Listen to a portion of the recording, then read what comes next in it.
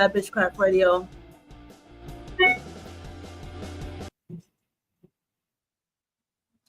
Yeah. So we're gonna get into the show. How's everybody doing?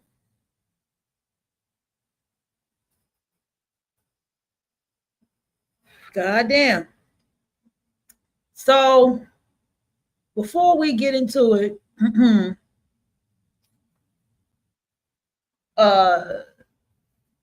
there's some thoughts I want to express that you can see from the description. All right. First thing first, I want you all to understand is that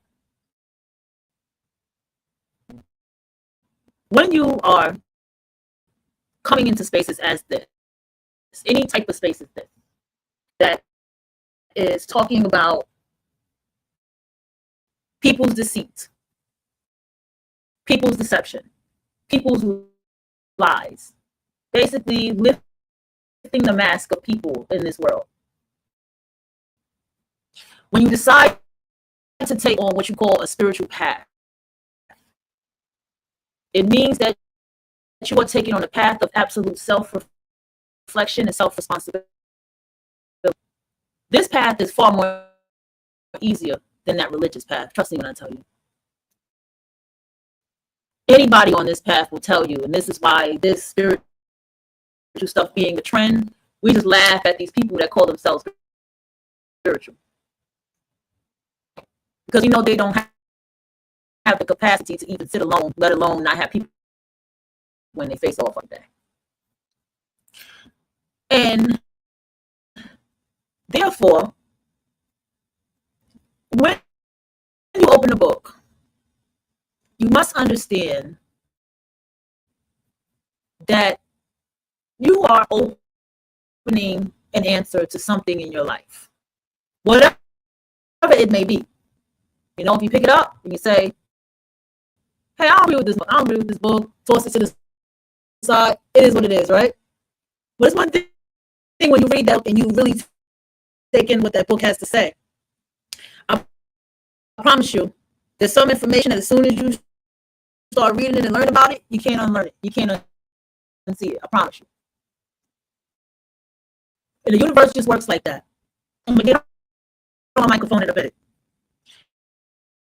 And the universe works like this because what's going on is, out of your curious mind, out of your curious soul, you said, let me pick up this book.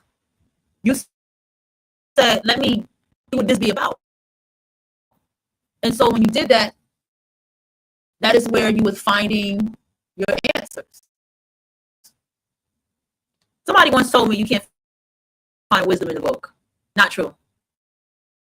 You can find a whole lot of wisdom in the book, a whole lot of wisdom in poetry, and you definitely can find a whole lot of wisdom in nature. It takes being still and paying attention to understand what these things are. And this path is far more harder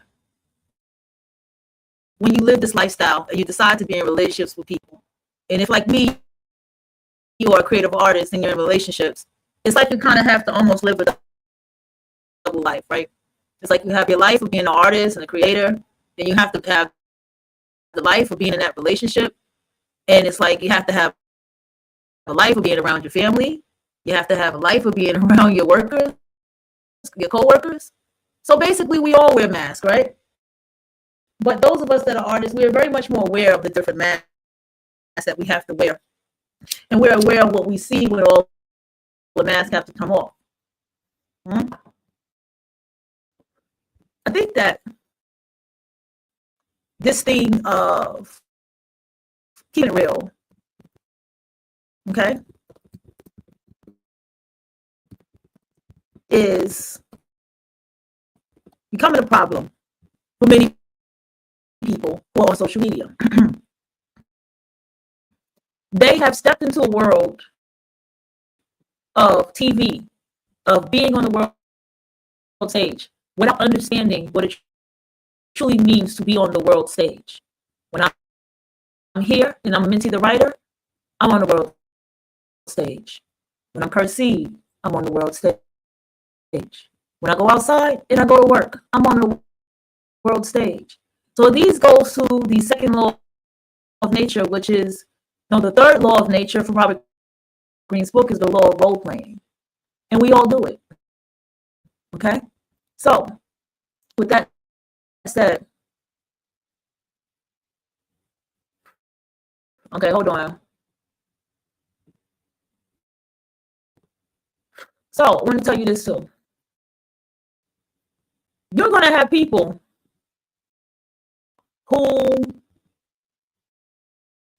may look at you different, may not understand you for reading the books that you read or listening to the shows that you listen to. You need to understand that life is not going to be the same when you learn anything that entails dark psychology or anything of this kind of topic, okay?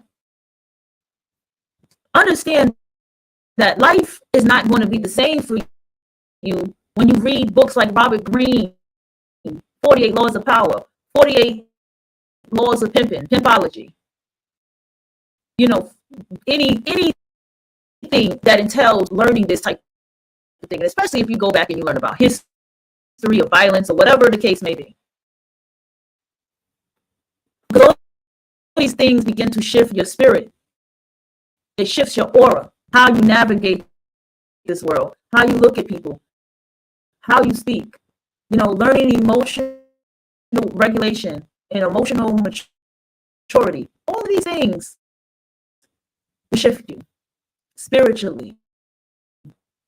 So therefore, understand that there are going to be people that might be like, well, why are you reading that book? Or why are you learning about that? Try to tell you, well, do you read the Bible? Or do you read this and that?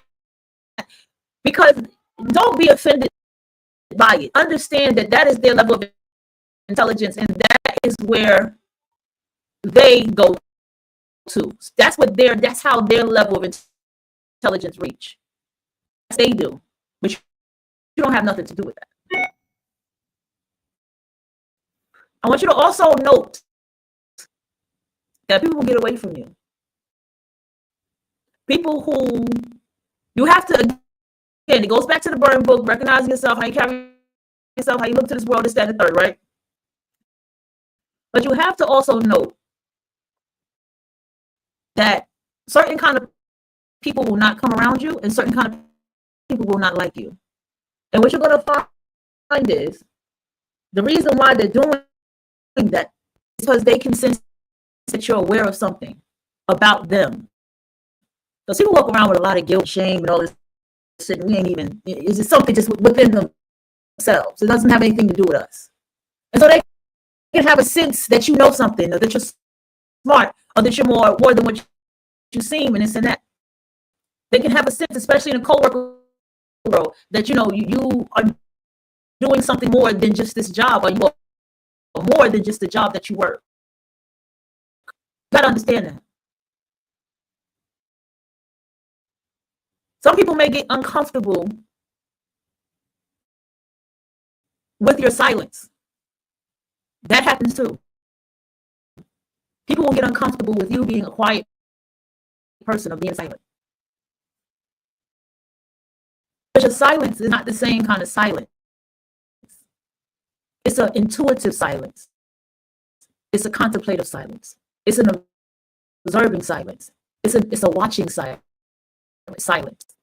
And they can pick that up. And don't let it be, don't be no way about it. It's just an intuitive thing. Sometimes you can just call it out and be like, yeah, you feel my intuition and this, that, and the third. Just confirm what it is that they feel. When you're an intuitive person, you know who's intuitive too. You come in at my job, she's West Indian. And West Indian mix, but she looks more West Indian. And intuitively we just feel each other. It's crazy shit. But I know what it is. I know that we feel each other because of the West Indian thing. That's what it is. But I'm aware of that because I have this kind of sibling kind of relationship with people who are West Indian. It's an intuitive, energetic thing, right?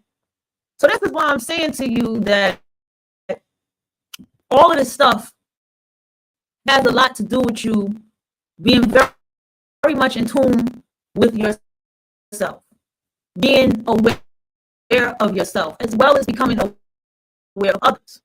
Because by becoming aware of yourself, you can understand. I know why that person got an attitude. I understand why this person is just staring and not talking to me. I understand why this, like, understand that. Because before, it's so funny because I used to go through this so much and I never recognized it because I just was always in the cities moving and out and about. But you have people, they are so used to just getting attention and attention and attention that when you come into the room and you don't give attention, they will feel some type of way. You have people at your job that whenever everybody see them, they shout their name, they give them all this goddamn glory and all of this waving and all this shit. But when you see them, it ain't like that. You're not doing it on purpose. You're just being yourself. But you need to understand why.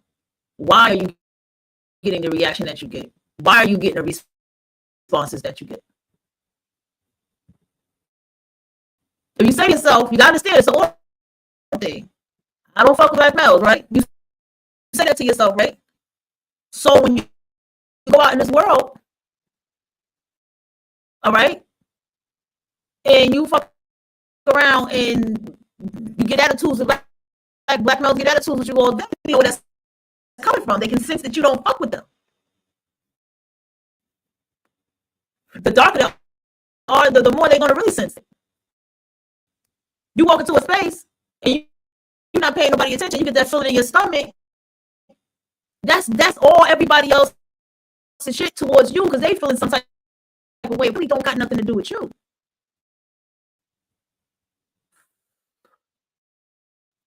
That's true confidence. That's true self-love. You don't need to be validated by the room with anybody there.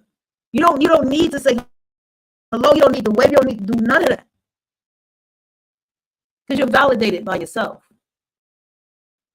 And trust me, you're going to attract people who understand and respect that. When they approach you, their approach to you is going to be respectful. It's going to be somebody that you don't mind engaging in conversation with. Trust me when I tell you this. When you begin to continue to live this way, you know, I had a situation where I don't know, fuck, my thumbnails is not working, but I had a situation where, let me refresh this shit. Old childhood friend. We actually got in a fight. That's so crazy.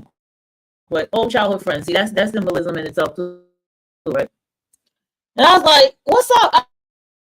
Good to see you, blah, blah, blah. And this person, full of shit, just full of shit.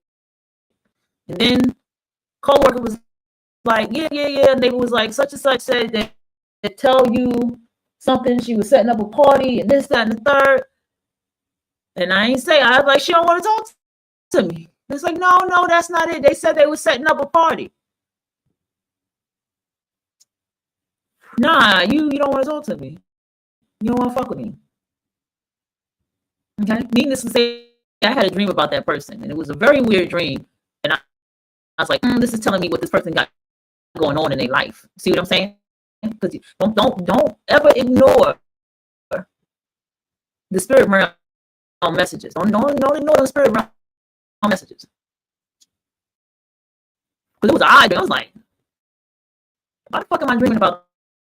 And I was like, oh, that's what this person got going on in their life. These are the kind of people that they associate with. See? Let me tell you something else. You don't got to be alone on this path. You can make way with meeting people and finding people as yourself and being yourself and being whatever mask you are with these people in your life and have a good time. You can make way in this world and just navigate by wearing these different masks. So that's the purpose of learning these books in dark psychology. And you have to be okay with wearing these different masks and not see it that you're being fake or phony. It's just that, is everybody really deserving of you? Is everybody really deserving of knowing who you are? Like the real you? Who's deserving of knowing that person? You know what I'm saying? So you have to consider these things. You know what I'm saying? As you navigate with me on this path, moving now into, however long I decide to keep doing this, moving on in this path with me, and understand that this is what's going to come with the territory. Okay? I have a lot of Scorpio in me. I have a Scorpio rising. I got Plutonic energy, Piscean energy in my 12th house. I got fucking Sagittarius up in that second house, and then I got goddamn what's that? Who's in my 6th house? Mars in my 6th house. Okay, which Saturn is going to be over my 6th house when Saturn goes into Aries this month. Okay, so I'm saying all that to tell you that you're communicating with somebody whose life is all about transformation and changes. That my goal for everybody is about transformation and changes. So much that I've been close to fucking death a few times in my goddamn life. All right? I want y'all to take your time, be kind to yourself, and work with what you got. Save your money as much as you can. Learn financial literacy as much as you can. Build self-sufficiency as much as you can. You should have been doing that before 2025. Okay? You should not be in a situation where if you do not have food stamps right now, if you're receiving food stamps, you should still be able to feed yourself. You should still be able to have the luxury to take yourself out and eat out, wherever it is you want to eat out. You should have that luxury. You should have a little bit of money saved up for that. Okay? No excuses.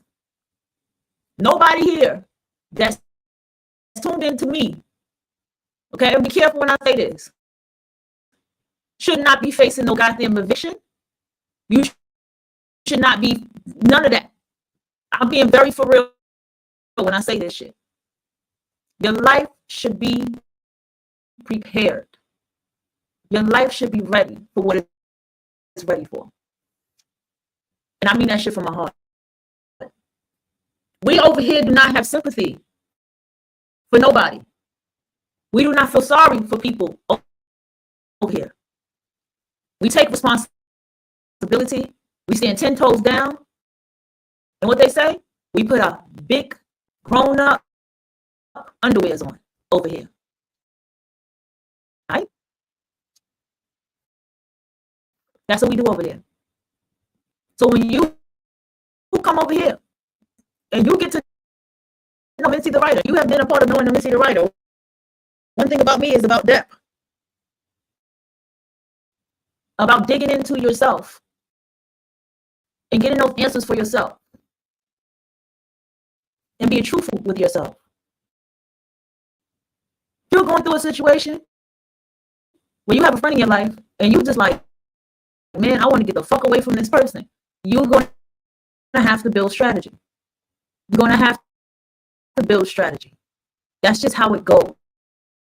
Because some people can't just be cut off like that. You're in a situation when you cut off a family, when you cut off a family member, you have to build strategy. Because some situations it can't happen like that. Sometimes you feel worse when you do cut this family member off. You have to take the steps to read the books, therapy, or go physically to the therapy and get the healing that you need.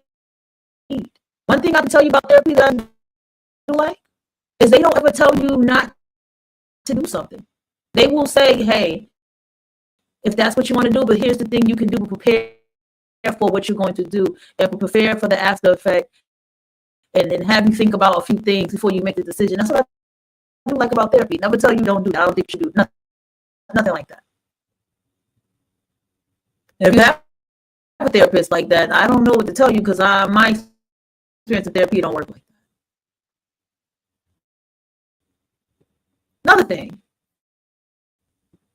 I also have come to recognize that some people, I need y'all to understand social media and what it's truly about, and understand these people who are live and the type of people that I show you. I don't do it to be mean. I do it as case study. I call them the darlings. I do it as a case study so you can understand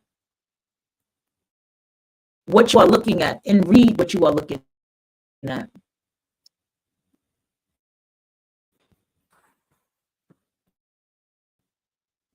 There's too many people in this world who are being bamboozled and lied to. Okay? All right?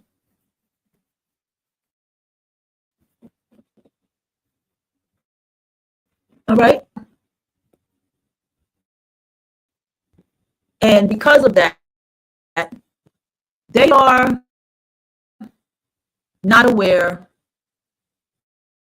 of people's trickery. They're not aware of how people lie. They're not aware of how betrayal works. Okay? They don't know how to see something and get the fuck away from it. One thing about people that are from the city, and I know I talk about this a lot, is that one thing we learn very quick, and we learn very quick living up there, is that who you associate with can be life or death. Who you associate with can be life or death. And that means that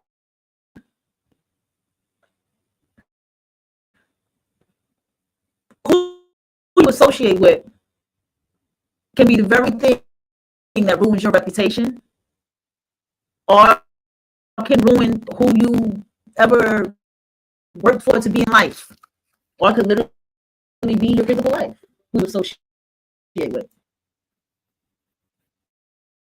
There are people that have so much fucked up shit that they will try to put you in the same thing that they were in. Like the time I met the woman who did time in prison. What did she do? 5 years or more? Then she was telling me how she wanted me to sell drugs because I look innocent. Subconsciously, she wanted me to go to jail like her. There was another woman I met. She went to jail for 3 years. And she kept trying to be around me. She was a leaver too. And I remember a friend of mine saying, you need to stay away from her because, subconsciously, she wants you to go to jail like she went to jail. And see, these kind of things do exist. These kind of people in the world do exist. And it sounds crazy to hear it, but it's very much real. It's very much real. And because of that, all right? Anyway, I'm going to go ahead and play this audiobook. And, I'm going to pause in between. So this is going to be an actual discussion. So let's go. 12 Masks of Power.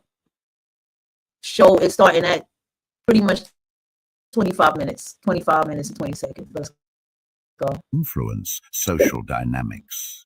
Through stories like those of Elias, Cleopatra, and Margot, we learn how identity, fluid, adaptable, and carefully crafted, can become a tool for achieving extraordinary success. The man who mastered perception, Elias at its core. This exploration begins with Elias, an ordinary man who rose to prominence not through luck or genius, but by understanding the transformative power of masks. In just 5 years, he became indispensable to politicians, entrepreneurs, and artists alike. His secret: he didn't rely on his true self. Instead, he adopted different personas tailored to each audience.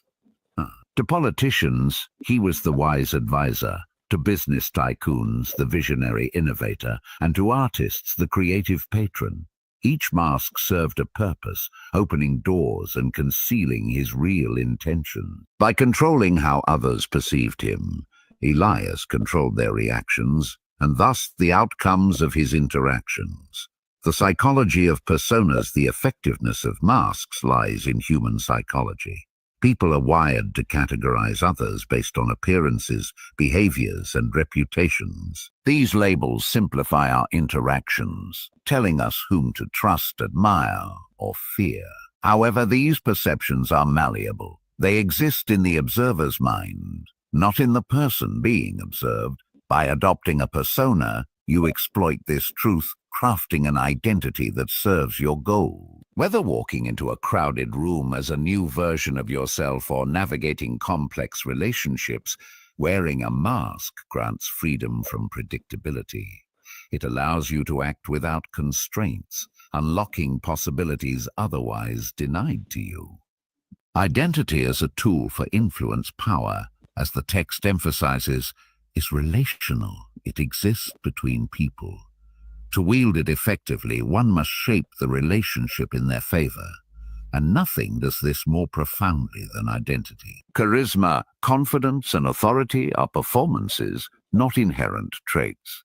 Leaders inspire loyalty because they present themselves strategically, dictating the terms of engagement. Historical figures like Cleopatra exemplify this principle. She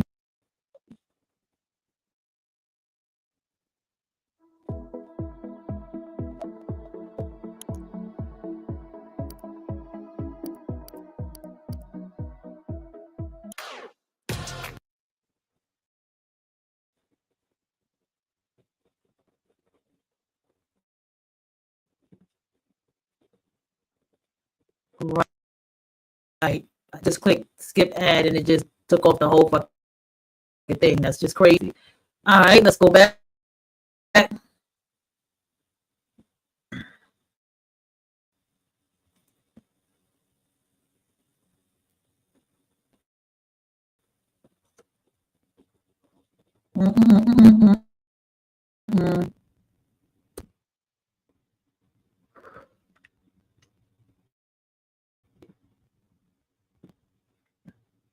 Let me see. Hold on, y'all.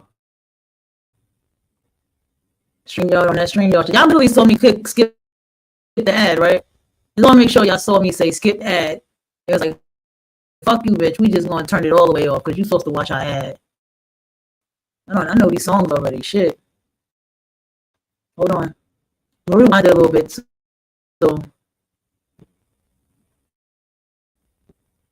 trying to make me play the goddamn ad. That shit crazy.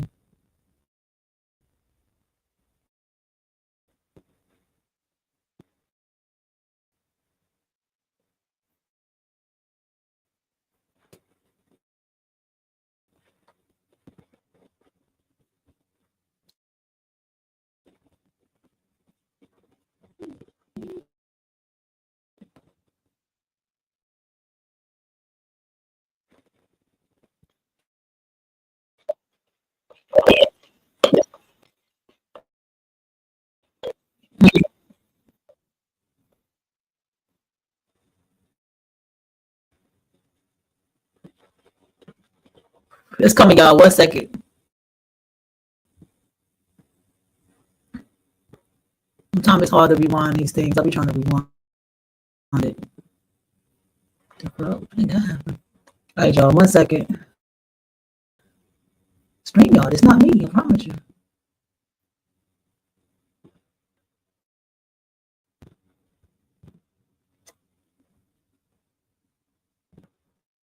Control Everyone unveils the ultimate playbook for mastering influence, deception, and control. From the charismatic leader to the silent observer, the fearless rebel to the puppet master, each mask offers a unique persona designed to shape social dynamics, command loyalty, and achieve your goals without detection. Through gripping storytelling and razor-sharp insights, This book reveals how to blend and switch these masks effortlessly, balancing authenticity with strategic manipulation while maintaining control in any situation. Whether navigating corporate boardrooms, personal relationships, or societal upheavals, you'll learn to adapt, thrive, and dominate without ever revealing your hand. Are you ready to step into the theater of human interaction and become the ultimate chameleon? With the 12 masks of power, you hold the key to unlocking unparalleled influence. The stage is set. The audience awaits. Which mask will you choose?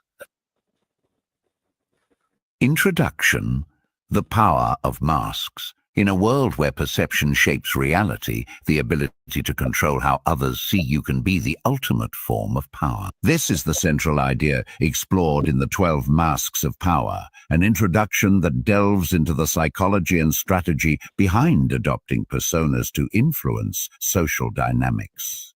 Through stories like those of Elias, Cleopatra, and Margot, we learn how identity, fluid, adaptable, and careful. Well, we did Cleopatra. Okay, let's get this up there. It said in the beginning, it's what people believe you to be. Who do people believe you are at work? Who do people believe you are when you go around your family?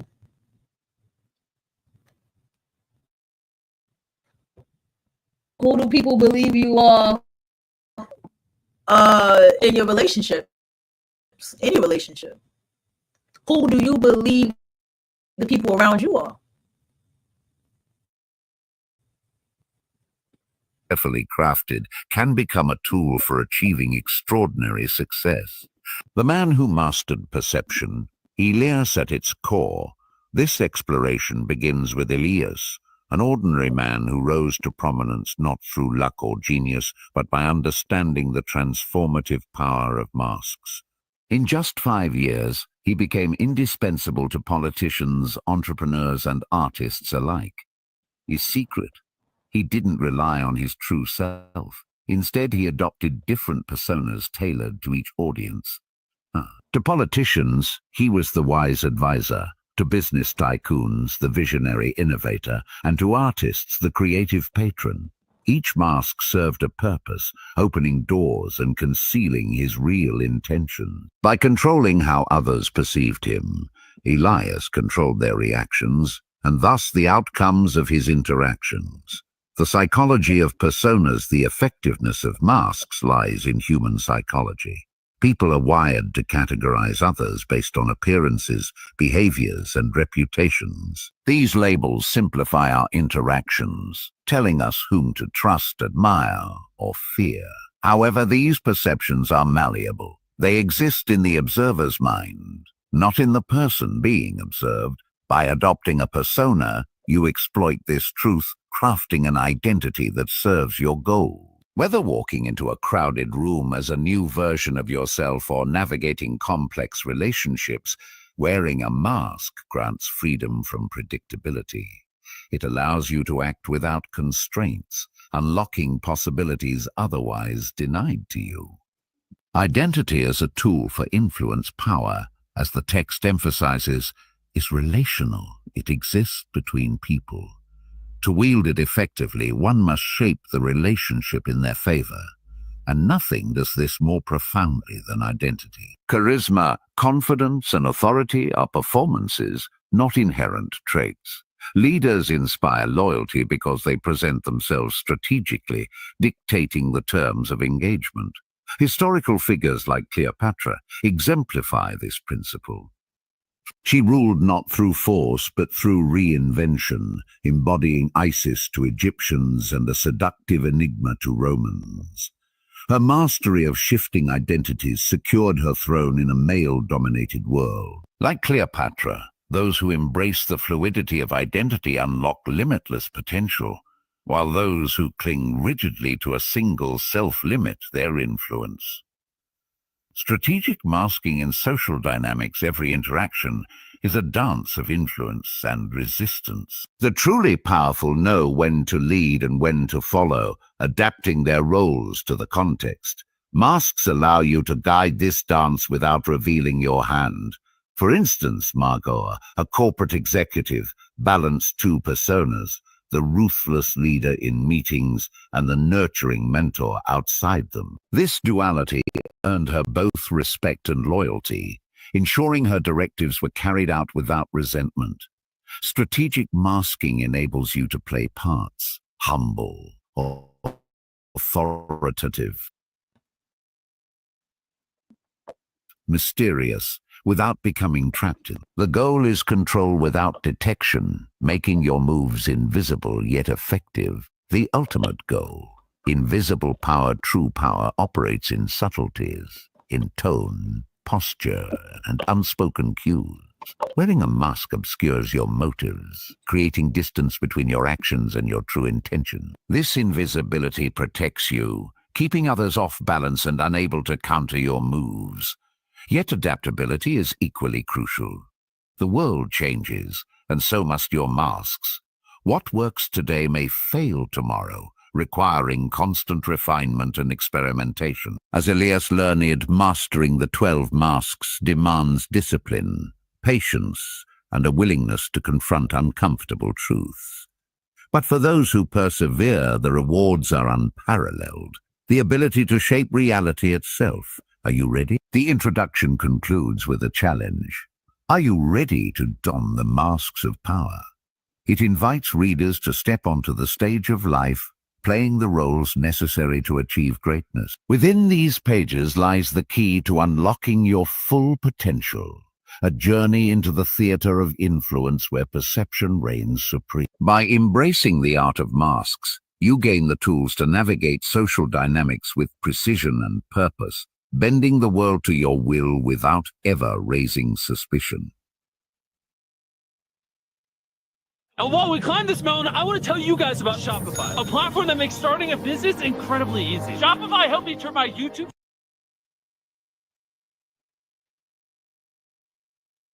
The curtain rises now. Are you prepared to take center stage? Chapter 1. The Charismatic Leader. Commanding loyalty and admiration. The spell of charisma. There is a certain kind of magic in charisma, a magnetic force that draws people closer, compels them to listen, and inspires them to act. It's the quality that makes crowds erupt into applause for a speaker they've never met before. It's what turns ordinary individuals into legends, transforming their words into gospel and their gestures into symbols. But let us dispel one myth right away. Charisma is not an accident of birth. It is not some divine gift bestowed upon the lucky few. No, charisma is a skill, a craft honed through observation, practice, and relentless intention. And like any other tool, it can be wielded by anyone willing to master its intricacies. To wear the mask of the charismatic leader is to step into this realm of enchantment. It is to command loyalty and admiration without ever raising Commercial. your voice or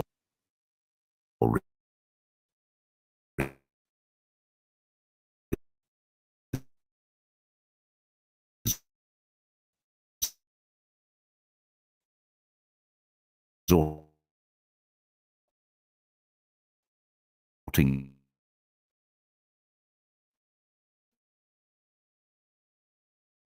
to threats. It is not long masks that walk a razor-thin line between sound that it feels almost supernatural. Let me tell you a story about a man named Julian. He was neither rich nor famous when he first appeared on the scene, yet within months he had amassed a devoted following of hundreds, then thousands, of people eager to do his bidding. What set Julian apart wasn't his ideas, though they were compelling, or his resources, which were scarce. It was his ability to make every single person feel seen, valued, and indispensable. Julian understood the art of charisma, and now, dear reader, you shall too. Using charm and confidence to inspire obedience. At its core, charisma is built on two pillars, charm and confidence. Together, These qualities create an aura of authority and warmth that disarms skeptics and captivates believers. Let us examine each pillar in turn. Charm, the art of making others feel special. Charm is often misunderstood as mere flattery, but true charm goes deeper. It is the ability to connect with others on an emotional level, to make them feel as though they matter more than anything else in the room. This requires attentiveness, empathy, and a willingness to put aside your own ego long enough to focus entirely on someone else. Julian excelled at this. When speaking with someone, he would lean forward slightly, maintaining steady eye contact. His smile was warm but never forced, his laughter infectious yet sincere. Most importantly, he listened, not just to the words being spoken, but to the emotions behind them. If someone expressed frustration, Julian acknowledged it. If they shared excitement, he mirrored it. By doing so, he created an unspoken bond, a sense that he truly understood who they were. This technique worked wonders because humans crave validation. We want to believe that our thoughts, feelings, and experiences are significant. A charismatic leader taps into this craving, offering affirmation in exchange for loyalty. In Julian's case, his followers didn't just admire him, they adored him. They wanted to please him, to prove themselves worthy of his attention. Confidence, the illusion of certainty. While charm opens doors, confidence keeps them open. Confidence is the quiet assurance that you know exactly where you're going and how to get there. It reassures others that they are safe under your guidance, even if they don't fully understand the path themselves. Confidence, however, is not the same as arrogance. Arrogance alienates, confidence attracts. An arrogant leader demands respect, while a confident leader earns it. Julian embodied this distinction perfectly. He spoke with conviction, using clear and deliberate language. He avoided hedging phrases like, "yeah, I think," or "a maybe," instead opting for statements that conveyed certainty. This is the way forward.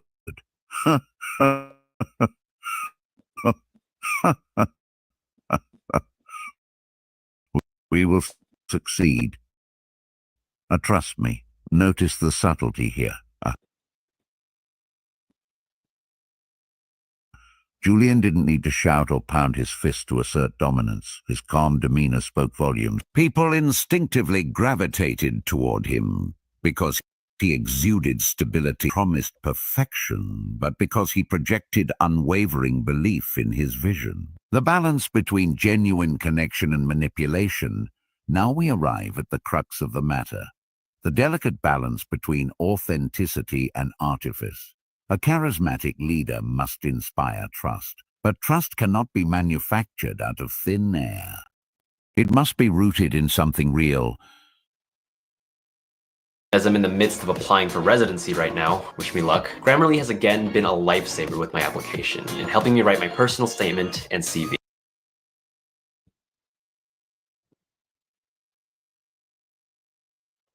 Even if that something is carefully curated. Here lies the paradox of charisma. To lead effectively, you must care about your followers, but only up to a point. Too much detachment, and you come across as cold and calculating. Too much attachment, and you lose control. The key is to strike a balance, to give just enough of yourself to foster genuine connections while retaining enough distance to maintain authority. Julian navigated this tightrope with remarkable finesse. On one hand, he made time for personal interactions, remembering names, asking thoughtful questions, and celebrating small victories. These moments of vulnerability humanized him, making him relatable and approachable. On the other hand, he never revealed too much of his inner workings.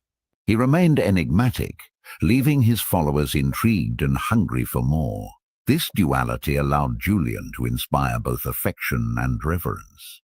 His followers loved him, yes, but they also respected him. They saw him as a mentor, a guide, a beacon of hope. And because he kept parts of himself hidden, they never stopped striving to win his approval. But beware, manipulation unchecked can breed resentment. Even the most loyal followers have limits. Push them too far, exploit them too ruthlessly, and the spell will break. Trust once lost is nearly impossible to regain. That is why the charismatic leader must always tread lightly, ensuring that their actions align with their promises, or at least appear to do so. The ultimate test of charisma. To test whether you have mastered the mask of the charismatic leader, ask yourself this question. Do people follow you because they must or because they want to? True charisma eliminates coercion. It creates voluntary allegiance, born not of obligation but of admiration. Think back to Julian. His followers weren't bound to him by contracts or threats. They stayed because they believed in him, because he made them feel alive, purposeful, and valued. He gave them a cause to rally around and a role to play within it. In return, they gave him their loyalty and their obedience. Yes, this, then, is the ultimate goal of the charismatic leader: to inspire such devotion that compliance becomes automatic, to lead not through force, but through fascination, to shape the hearts and minds of others without ever letting them see the strings you pull. Are you ready to don this mask, to step into the spotlight and command the stage? If so, remember this: charisma is not about being liked.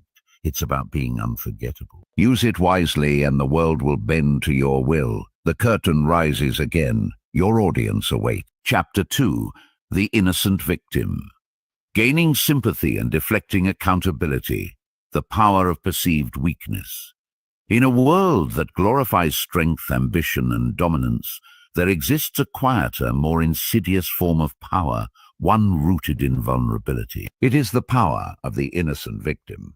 A persona so disarmingly fragile that it disarms even the most skeptical minds. To wear this mask is to step into the role of someone who has been wronged, betrayed, or simply overwhelmed by circumstances beyond their control. It is to evoke pity, compassion, and guilt in others, turning their empathy into a tool for your advantage. And while many dismiss vulnerability as a sign of weakness, those who master the art of victimhood know better. Appearing powerless can be one of the most potent ways to gain hidden control. Let me tell you about Clara, a woman whose life seemed perpetually marred by misfortune. She was the kind of person people instinctively wanted to protect. Her voice quivered when she spoke of her struggles. Her eyes welled up with tears at the slightest provocation. Yet beneath her trembling exterior lay a mind as sharp as a blade. Clara understood something fundamental about human nature. We are wired to help those in need. By positioning herself as the perpetual underdog, she ensured that others would bend over backward to assist her, and often overlook her true intentions in the process. Clara's story reveals the paradoxical truth of the innocent victim. Perceived weakness can be a source of immense strength. But to wield this power effectively, one must learn to navigate its complexities with precision and care, gaining sympathy and deflecting accountability. At first glance, sympathy might seem like an altruistic impulse, a selfless act driven by compassion. But dig deeper, and you'll find that sympathy is also transactional. When someone feels sorry for you, they feel compelled to act on your behalf. They offer support, resources, or forgiveness, not because they owe it to you, but because doing so makes them feel noble, virtuous, even heroic. The innocent victim exploits this dynamic to great effect. By presenting themselves as blameless and beleaguered, they shift the burden of responsibility onto others. Mistakes become misunderstandings. Failures transform into unfortunate. I want every Black woman, for the Black Woman's Guide, to listen very closely to these 12 masks. Now, I'm telling you about your 12 masks of power, but you need to know the 12 masks that is cast upon you in Black culture with the Black veil, okay? And just people in general. Y'all love a charming ass nigga. Y'all love him. Okay? Let me tell you a story about charm. I got a story too. I need to plug in this microphone. Well, I'll do that while I'm talking. It's the case of a guy by the name of Rome. Interesting, his name is Rome, right? Rome is the product of a mother, a boy mom, built like a motherfucker. That bitch could put some hurt on somebody. Okay, that bitch was built just as big as her sons was, and just as big as she was. Hold on. Let me get this microphone together. Yeah.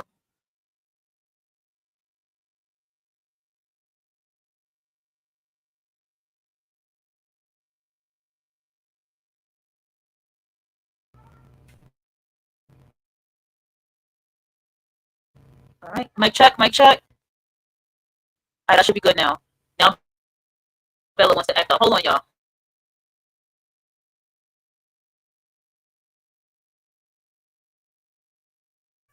I know, baby. Boy, oh boy. I close that door. There.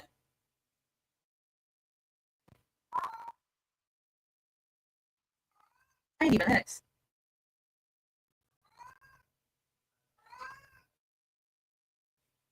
So, oh boy, she added up, y'all. Hold on.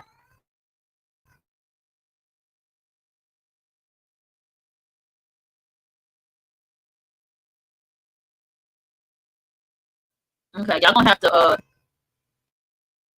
yeah, she gotta get fixed, y'all. So she a little in heat right now.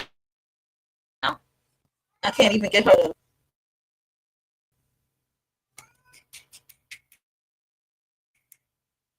I can't even get her in the back. I don't even go in the back room. She got plenty of food.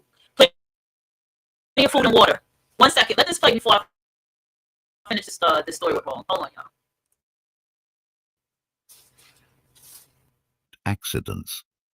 Blame evaporates into thin air, leaving only a trail of well-meaning allies eager to make amends. Consider Clara again. Whenever things went awry, whether it was a missed deadline at work or a strained relationship with a friend, she had a knack for reframing the narrative. I tried my best, she would say, her voice tinged with sadness. But I guess I'm just not cut out for this. These words were carefully chosen. They conveyed both humility and resignation, inviting others to step in and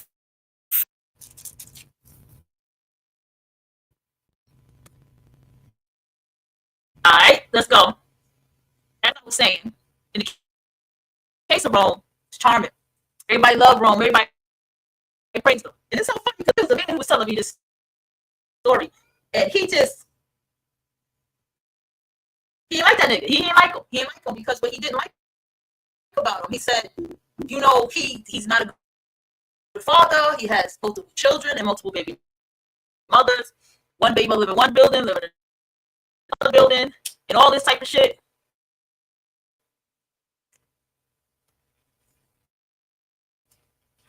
And all this type of shit.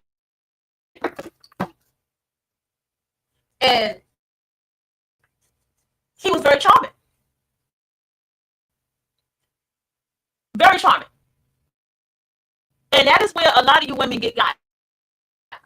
That's what people get got. I'm not even going to separate it. That's what people get got in this world is motherfuckers that are charming. Who is the zodiac sign of charm? Libra. Libra is the zodiac sign of charm.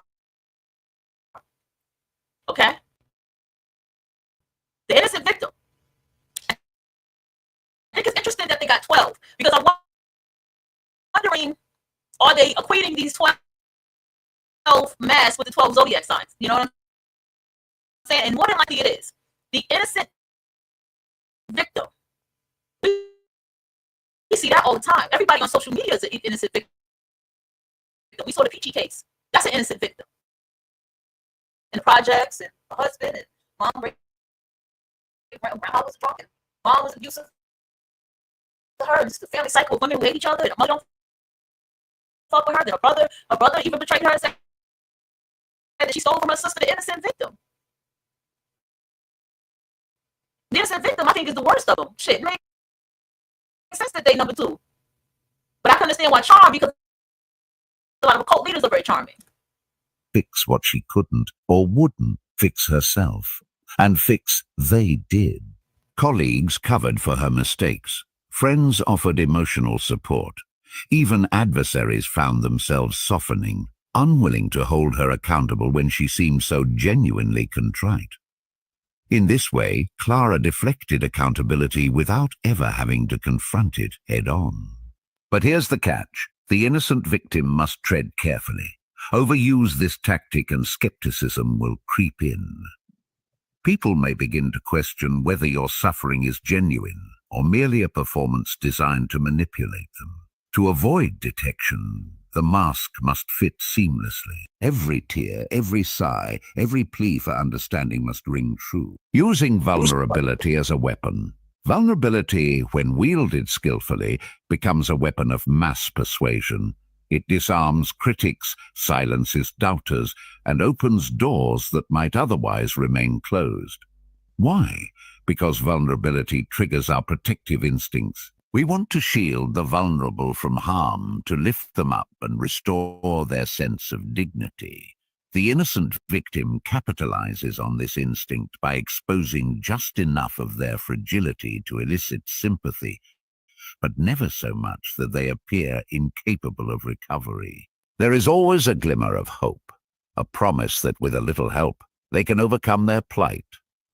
This balance keeps others invested, ensuring that they continue to pour time, energy, and resources into the victim's cause. Take Clara's approach to conflict resolution, for example. When disagreements arose, she rarely engaged in direct confrontation. Instead, she allowed her emotions to spill over, tears streaming down her face, shoulders shaking with quiet sobs. "I don't know why everyone is so upset with me," she would whisper. "All I ever wanted was to do the right thing." These displays of raw emotion invariably softened her opponents. How could they stay angry at someone who seemed so broken, so helpless? More often than not, they ended up apologizing to her, promising to be more understanding in the future. In these moments, Clara achieved something remarkable. She turned her vulnerability into leverage, using it to neutralize threats and secure favorable outcomes. But remember, vulnerability is a double-edged sword. While it can inspire loyalty and cooperation, it can also invite exploitation. Those who detect cracks in your armor may seek to widen them, testing how far they can push before you snap. That is why the innocent victim must always maintain an inner core of resilience. Beneath the facade of fragility lies a steely determination, a refusal to let anyone truly break you. How appearing powerless can create hidden control.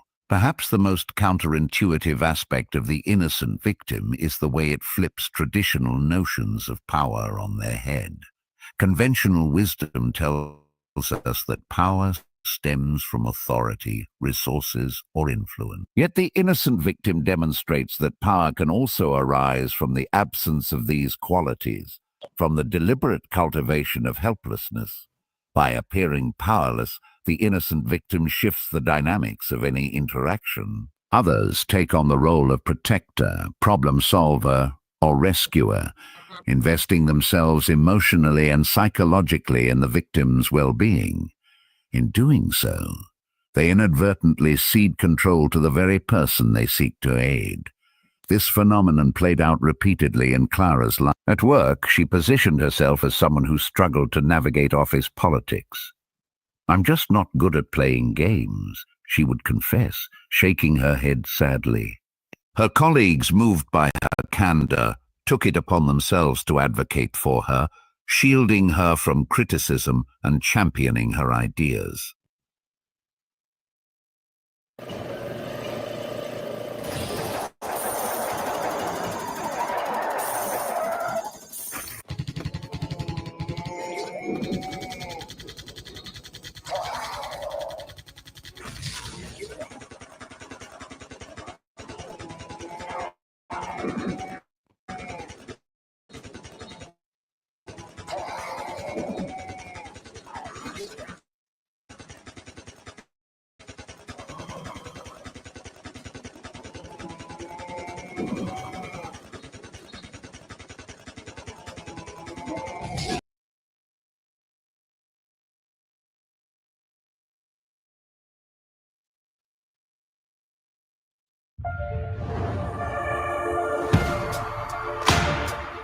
I look different. I play different. Boxing's the wild west of...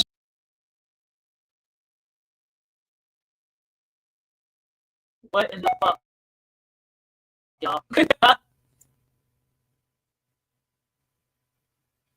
Mm-hmm. Give me a moment. It's like me in commercials, bro. Give me a moment. You're gonna have to use this one.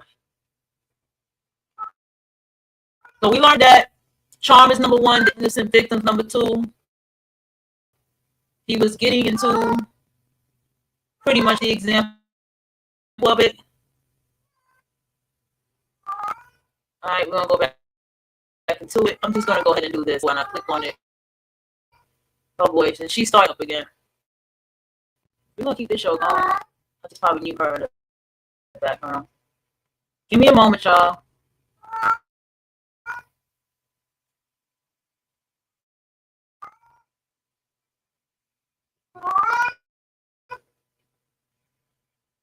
And I know I spoke victim wrong.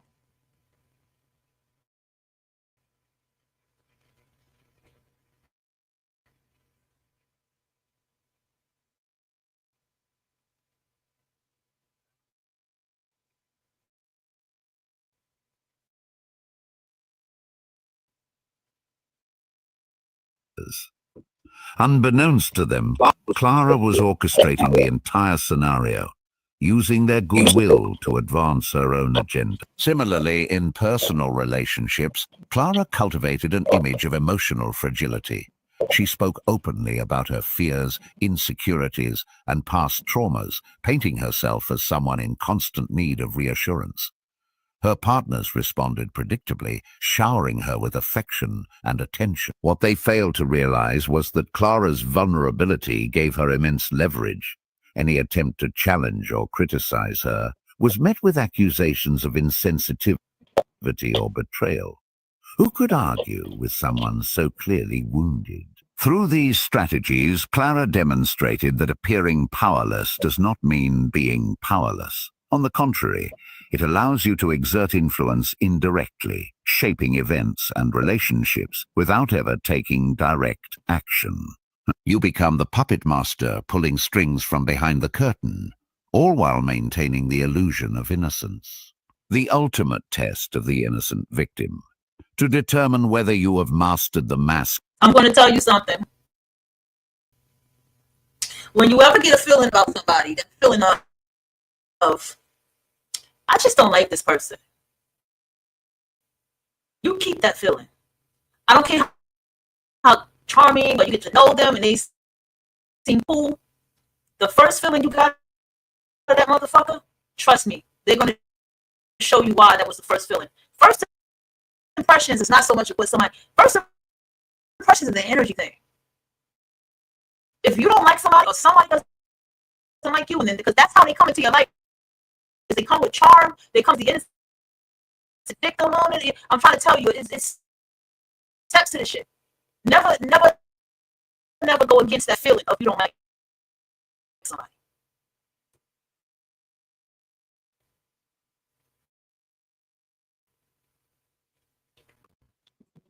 Of the innocent victim, ask yourself this. Are people rushing to your defense without prompting?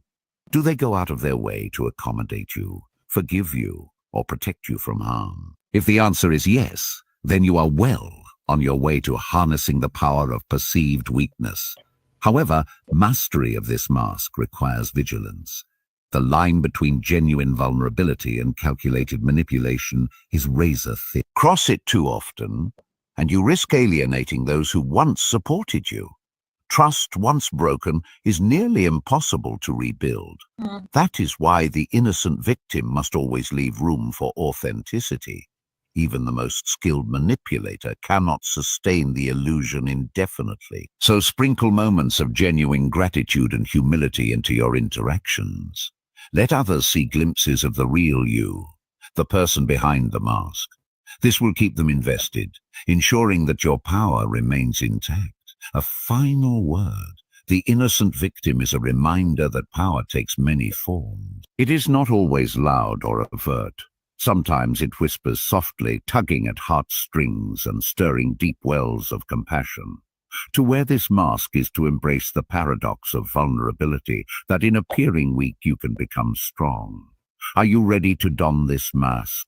To step into the role of the fragile yet formidable innocent victim? If so, proceed with caution, but proceed boldly.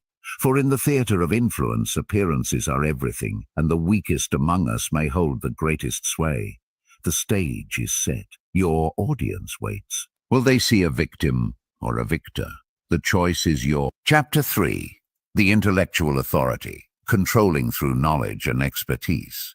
The weight of words. There is a peculiar kind of reverence reserved for those who speak with authority, the kind that silences dissent, commands attention, and compels obedience. It is the reverence we reserve for experts, scholars, and thinkers whose words carry the weight of truth itself. When someone speaks confidently about complex topics, weaving facts and logic into seamless arguments, we instinctively defer to them. After all, how can we argue with what seems undeniable? This is the essence of the intellectual authority, a persona built on mastery, precision, and intellectual rigor. To wear this mask is to position yourself as the arbiter of knowledge, the keeper of answers, the voice of reason in a chaotic world. But make no mistake, beneath the veneer of expertise lies a calculated strategy designed to dominate conversations, shape opinions, and control outcomes. Let me tell you about Dr. Elias Cain, a man whose name became synonymous with brilliance. He was not particularly charismatic, nor did he exude warmth or charm. What he possessed instead was an encyclopedic mind and an unshakable confidence in his own intellect. Whether debating economic policy at conferences or advising corporate executives behind closed doors, Elias had a way of making others feel small, intellectually inferior, even, without ever raising his voice. His weapon, knowledge. And his method? Mastery over language, logic, and data. Elias understood something fundamental about human psychology. People crave certainty in uncertain times. They look to those who appear sure-footed, those who seem to have all the answers. By presenting himself as the ultimate authority, Elias ensured that others would follow him willingly and without question. But how does one cultivate such power? How does one transform raw information into a tool of influence? Let us explore the art of controlling through knowledge and expertise. Speaking with certainty to establish dominance. Certainty is magnetic.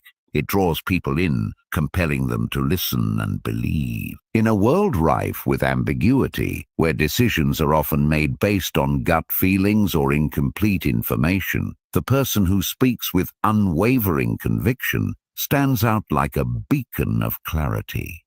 To establish dominance as the intellectual authority, you must first master the art of speaking with certainty.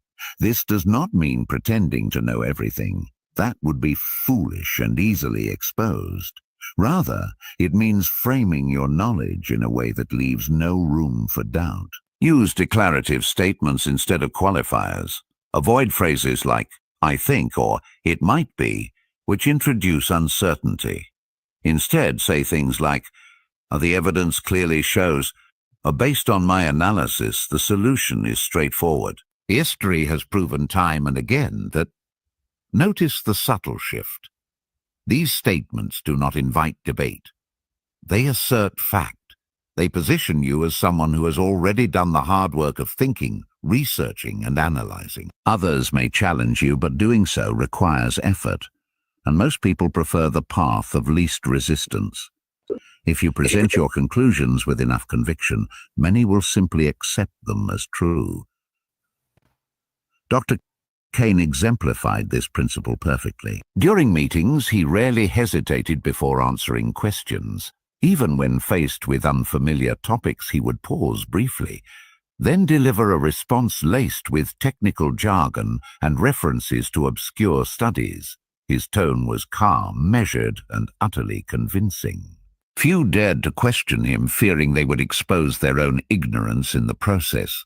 Yet there is an important caveat here. Certainty must be grounded in credibility. If you claim expertise in areas where you lack depth, you risk undermining your authority. People are quick to sniff out imposters. That is why the intellectual authority invests heavily in acquiring genuine knowledge, not just surface-level understanding, but deep, nuanced insight that withstands scrutiny. Using facts, logic, and data as tools of persuasion. Facts, logic, and data are the cornerstones of the intellectual authority's arsenal. They provide the foundation upon which persuasive arguments are built. But here's the secret. These tools are not neutral, or they can be shaped, framed, and deployed strategically to support virtually any narrative. Consider the following scenario. Two economists analyze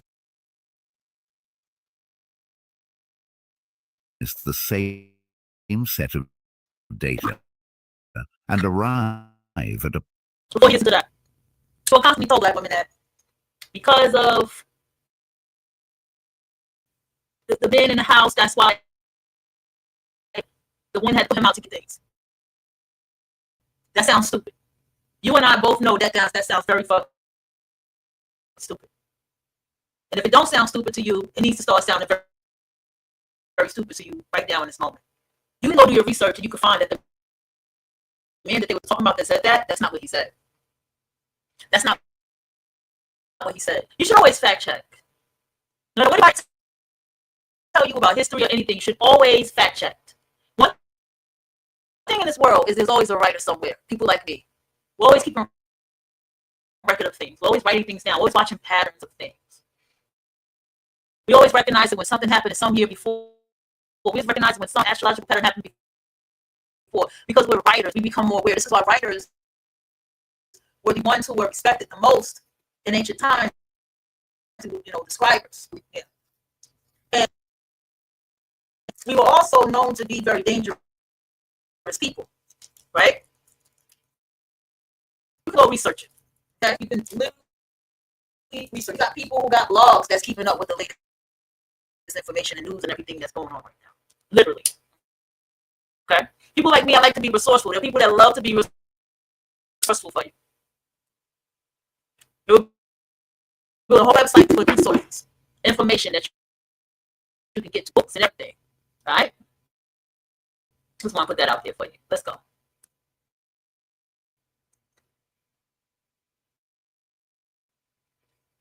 Opposing conclusions. How is this possible? Because data alone does not tell a story. It is the interpretation of data that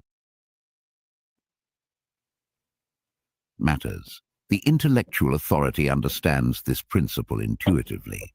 They know how to select, emphasize, and contextualize information in ways that reinforce their desired outcome.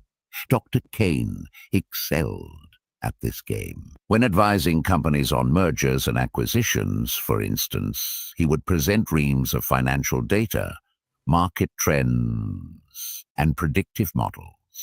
But he never dumped raw numbers onto the table. Instead, he curated the information carefully, highlighting key points while downplaying anything that contradicted his recommendations. He used charts and graphs to visualize his arguments, making them appear irrefutable. By the end of his presentation, even skeptics found themselves nodding along, convinced by the sheer force of his reasoning. Logic plays a similar role. A well-constructed argument follows a clear chain of cause and effect, leading listeners step by step toward a predetermined conclusion. The intellectual authority uses logical frameworks to guide their audience's thinking, subtly steering them toward agreement. For example, premise. The studies show that companies investing in employee training see a 24% increase in productivity. Premise.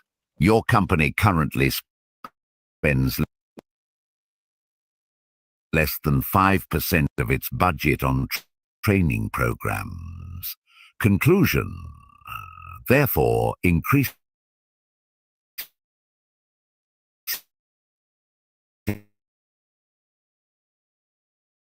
investment,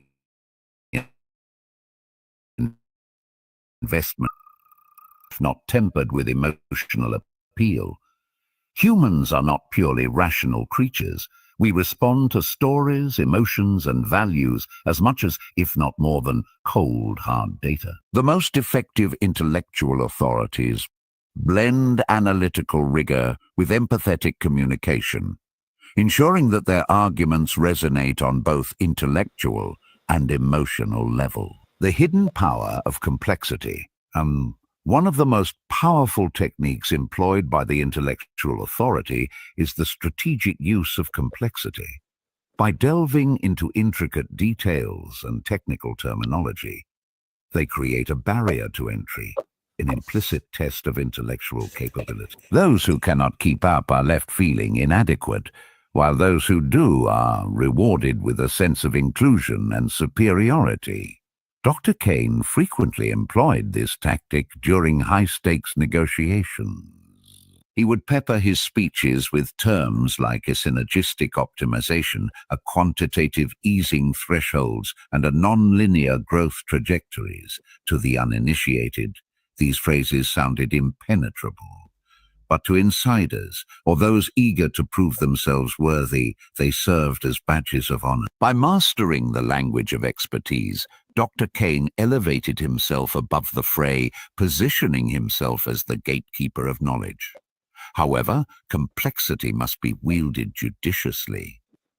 Overcomplicate and you risk alienating your audience entirely. Undercomplicate and you lose the aura of authority. The key is to strike a balance, offering just enough detail to impress without overwhelming. The ultimate test of the intellectual authority. To determine whether you have mastered the mask of the intellectual authority, ask yourself this. Do people defer to your judgment without hesitation? Do they seek your counsel when faced with difficult decisions? Are you seen as the go-to expert in your field?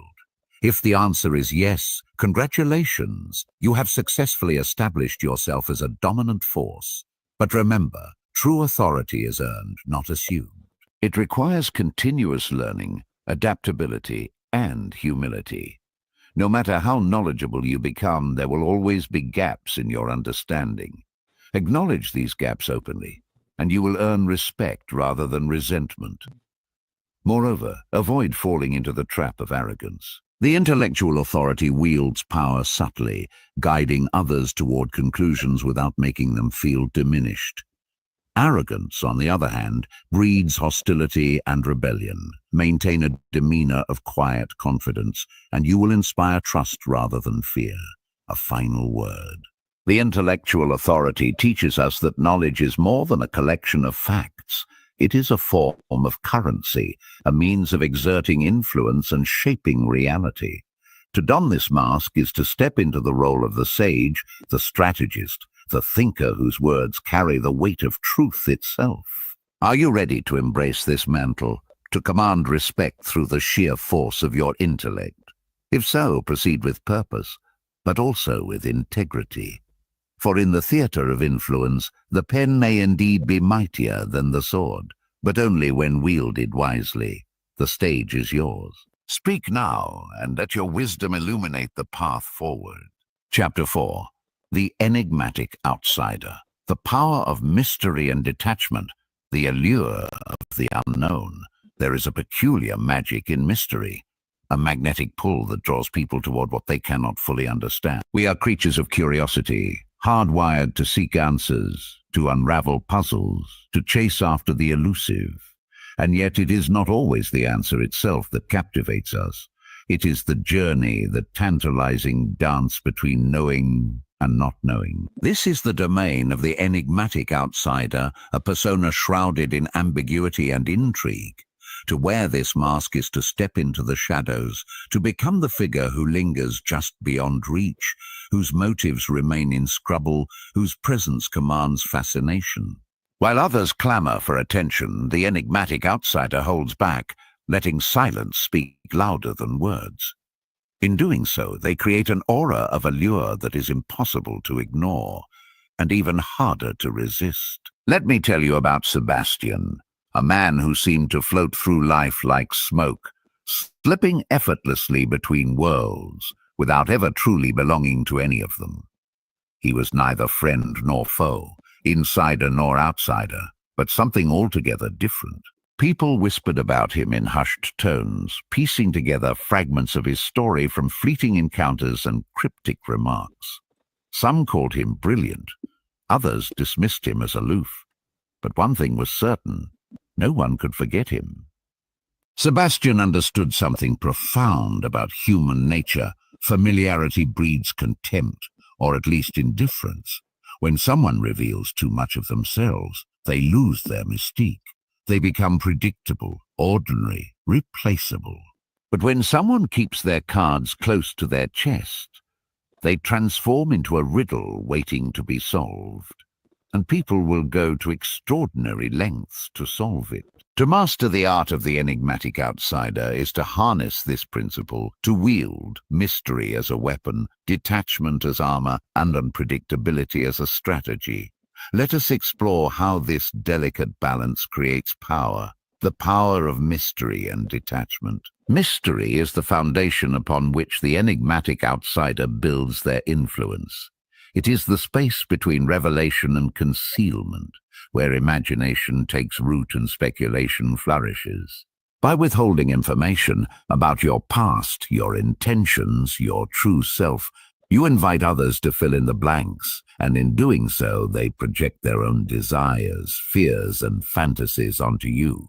Detachment amplifies this effect. The enigmatic outsider remains emotionally distant, refusing to engage in the petty dramas or trivialities that consume others.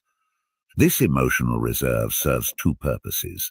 First, it reinforces the sense of mystery, making you appear untouchable, almost otherworldly. Second, it grants you immense leverage. While others are busy reacting impulsively, you observe calmly, calculating your next move with precision. Sebastian embodied these qualities perfectly. At social gatherings, he would linger on the periphery, observing interactions without participating directly. When he did speak, his words were deliberate, often cryptic, leaving listeners eager to decipher their meaning. He rarely shared personal details, deflecting questions with vague responses or subtle redirections. Want to get into software development, data analytics, or IT and security? Well, do yourself a favor and grab this course on Udemy. Just a beginner in Python? What you don't know, you can learn it here and be ready for your first big break. All right, grab the course now.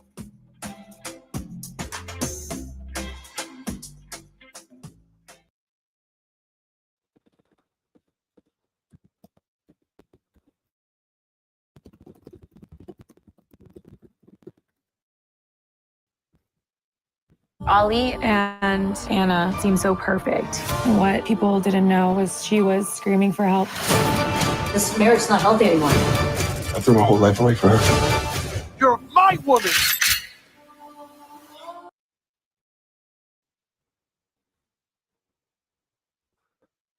Why every time these commercials come on, it's shutting down? What the fuck is going on, y'all?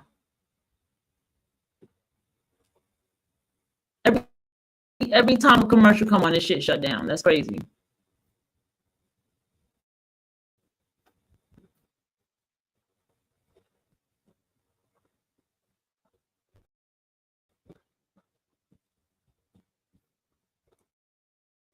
We're going, the show must go on, right? Let's go.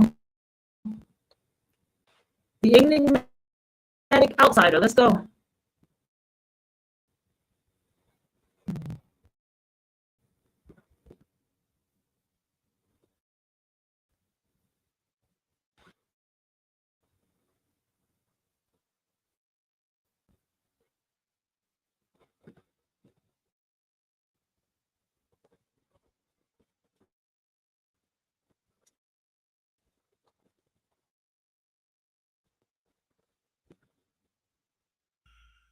That's a story for another time, he might say, smiling faintly before changing the subject.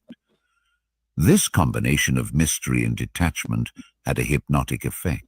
People found themselves drawn to Sebastian desperate to uncover the secrets hidden behind his enigmatic smile. Yet, the more they pursued him, the further he seemed to recede, maintaining an invisible barrier that kept them perpetually intrigued. But here's the key. Mystery must be cultivated carefully. Too little, and you risk becoming transparent. Too much, and you risk alienating those who crave connection. The enigmatic outsider strikes a delicate balance, revealing just enough to keep others hooked while preserving an air of impenetrability, creating a lure through unpredictability. Unpredictability is the spice that makes the enigmatic outsider irresistible.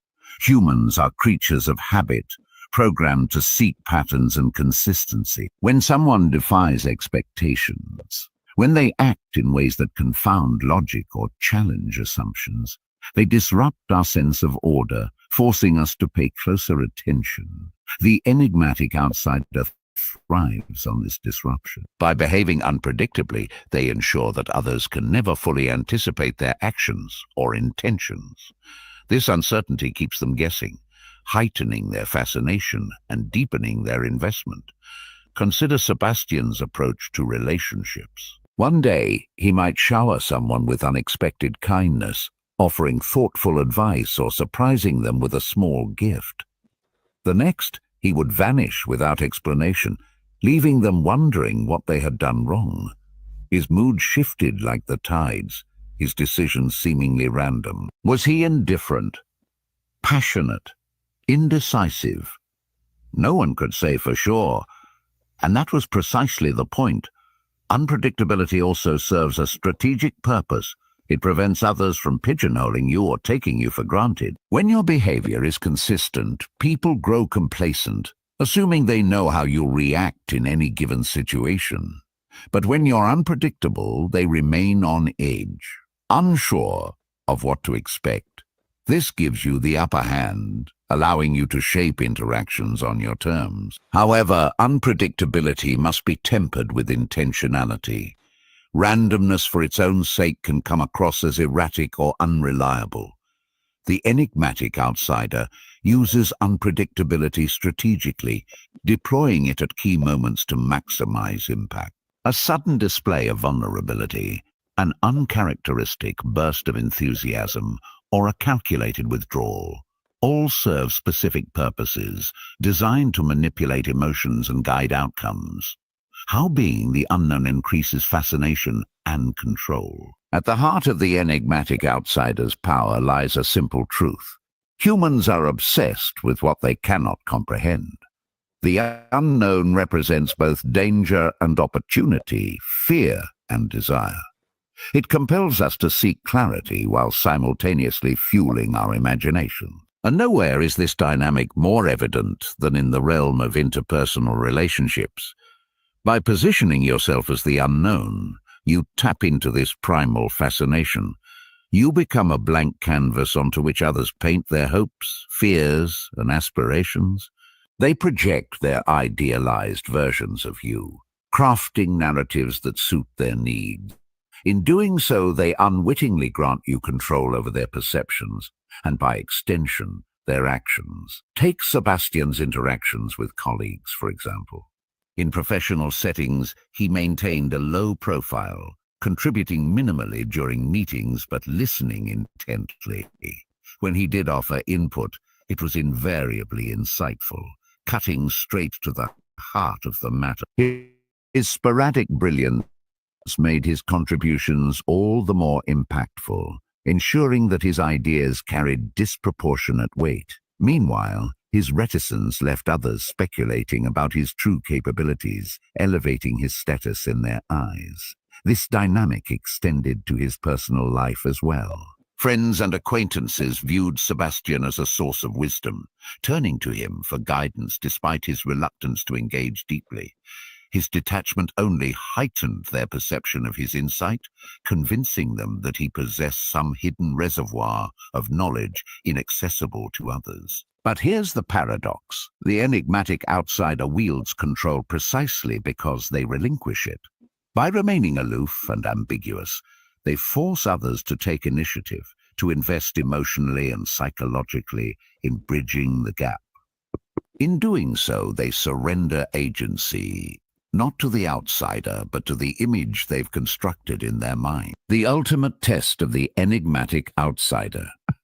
To determine whether you have mastered the mask of the enigmatic outsider, ask yourself this: are people fascinated by you, even when they don't fully understand you?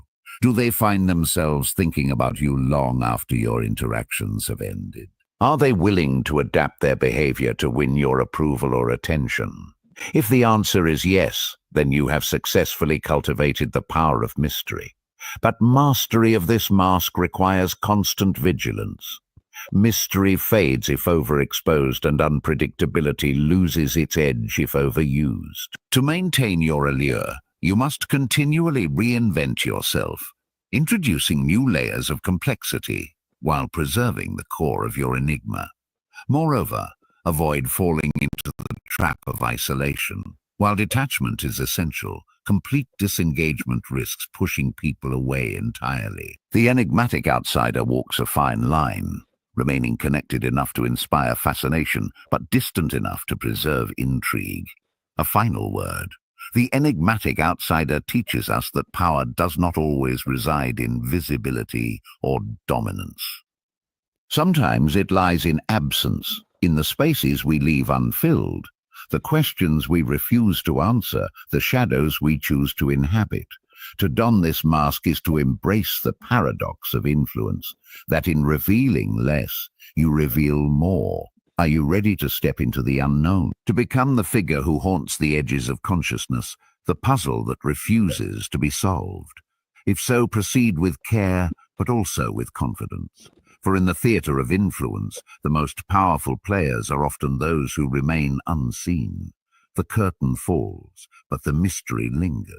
Who will you be when it rises again? Chapter 5. The Seductive Charmer. Leveraging attraction and desire to manipulate. The spell of seduction. There is an ancient power in seduction, a force as old as humanity itself, woven into the fabric of our desires, dreams, and vulnerabilities. Seduction is not merely about physical allure or romantic conquest. It is a subtle art of influence, a dance of emotions designed to captivate, enthrall, and ultimately control. To wear the mask of the seductive charmer is to step into this intoxicating realm, where attraction becomes a weapon, intimacy a tool, and desire the currency of power. Let me tell you about Vivienne, a woman whose presence could light up a room without her uttering a single word. Her smile was warm, but enigmatic, her laughter infectious yet fleeting. She moved through life like a whisper, leaving behind trails of longing in her wake. Men and women alike found themselves drawn to her, eager to bask in the glow of her attention. Yet what they didn't realize, what few ever did, was that Vivienne's charm was anything but accidental. Every glance, every touch, every word was calculated, designed to weave an intricate web of emotional dependency. Vivienne understood something fundamental about human nature. We are driven by desire. Whether it's the craving for love, validation, or connection. How do you know when it's time to end a relationship or when to really fight for it to see if there's something there? I don't think there's a right or wrong answer that applies to all situations, but I think there are some things for people to be thinking about and looking out for if they're starting to feel that way, have that question, they're at some kind of crossroad. I get 2 questions about relationships almost every single client that comes in eventually. One of them is, should I stay in this relationship or is it time to peace out? And another one, why do I always seem to attract the wrong people? I think some signs that this might be a relationship worth fighting for are A, you've recognized in yourself and also in your partner that there is an openness and a willingness to grow. You're starting with a strong foundation of loving each other. There's trust there. There's mutual respect. And also recognizing that sometimes there are external factors at play. It's not solely because of you and this other person all the time. And also just, do you want to make it work? Now, how do you know it's time to end it? So are you feeling chronically disrespected by this person? Are you feeling unable or unwilling to be respectful to that person? Obviously, if there's overt are instances of abuse, whether that's physical or emotional abuse, neglect. Perhaps you've recognized that you have incompatible goals, different values in life. If you see the world in such different ways that you can't see eye to eye on really, really big things, especially, for example, if you want to have children, how are you going to raise your children if both of you think differently?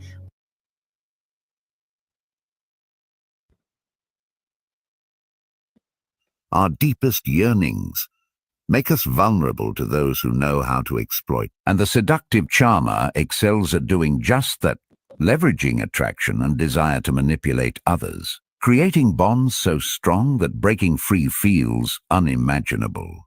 But seduction is not merely about manipulation. It is also about mastery. To wield this power effectively requires finesse, patience, and an unerring understanding of the human heart.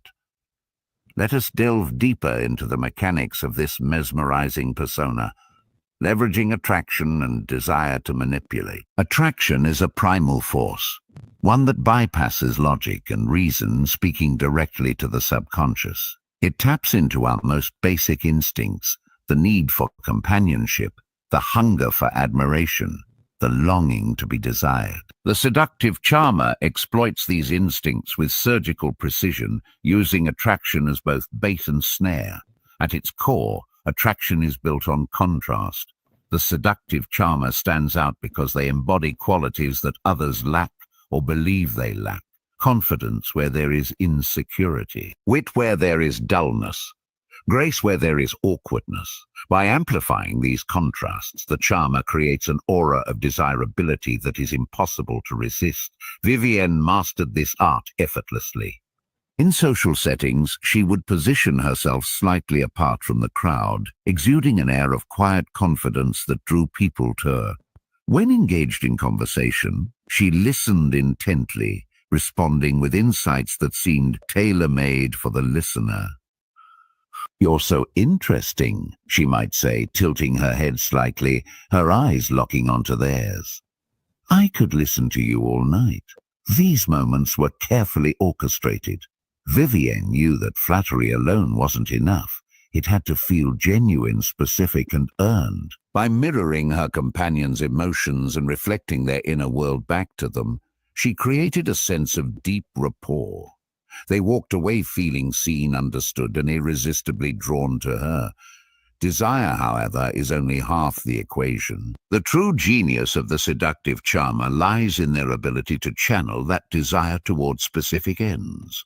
Whether it's securing loyalty, gaining favors, or extracting information, the charmer knows how to guide their target's emotions without ever appearing manipulative.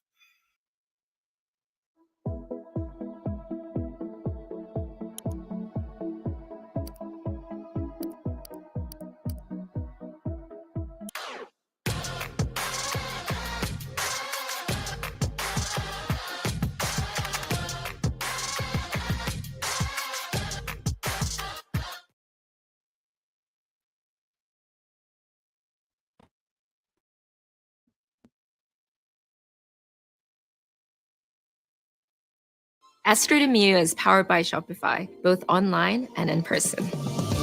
Shopify enabled scaling by having that single view of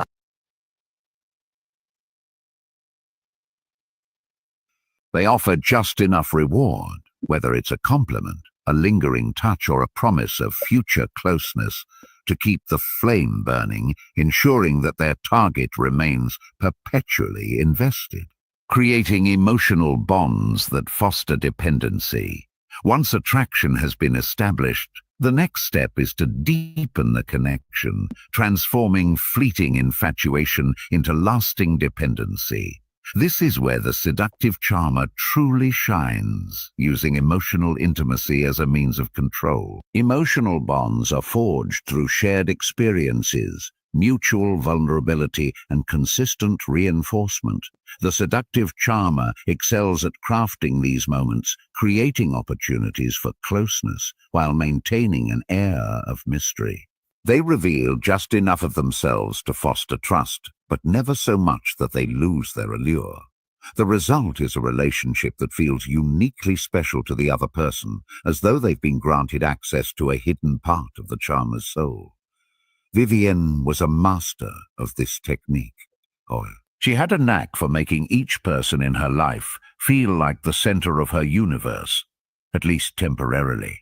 During conversations, she would ask probing questions, encouraging her companions to open up about their fears, hopes, and dreams. "Tell me more," she would murmur, leaning in slightly, her expression soft with empathy.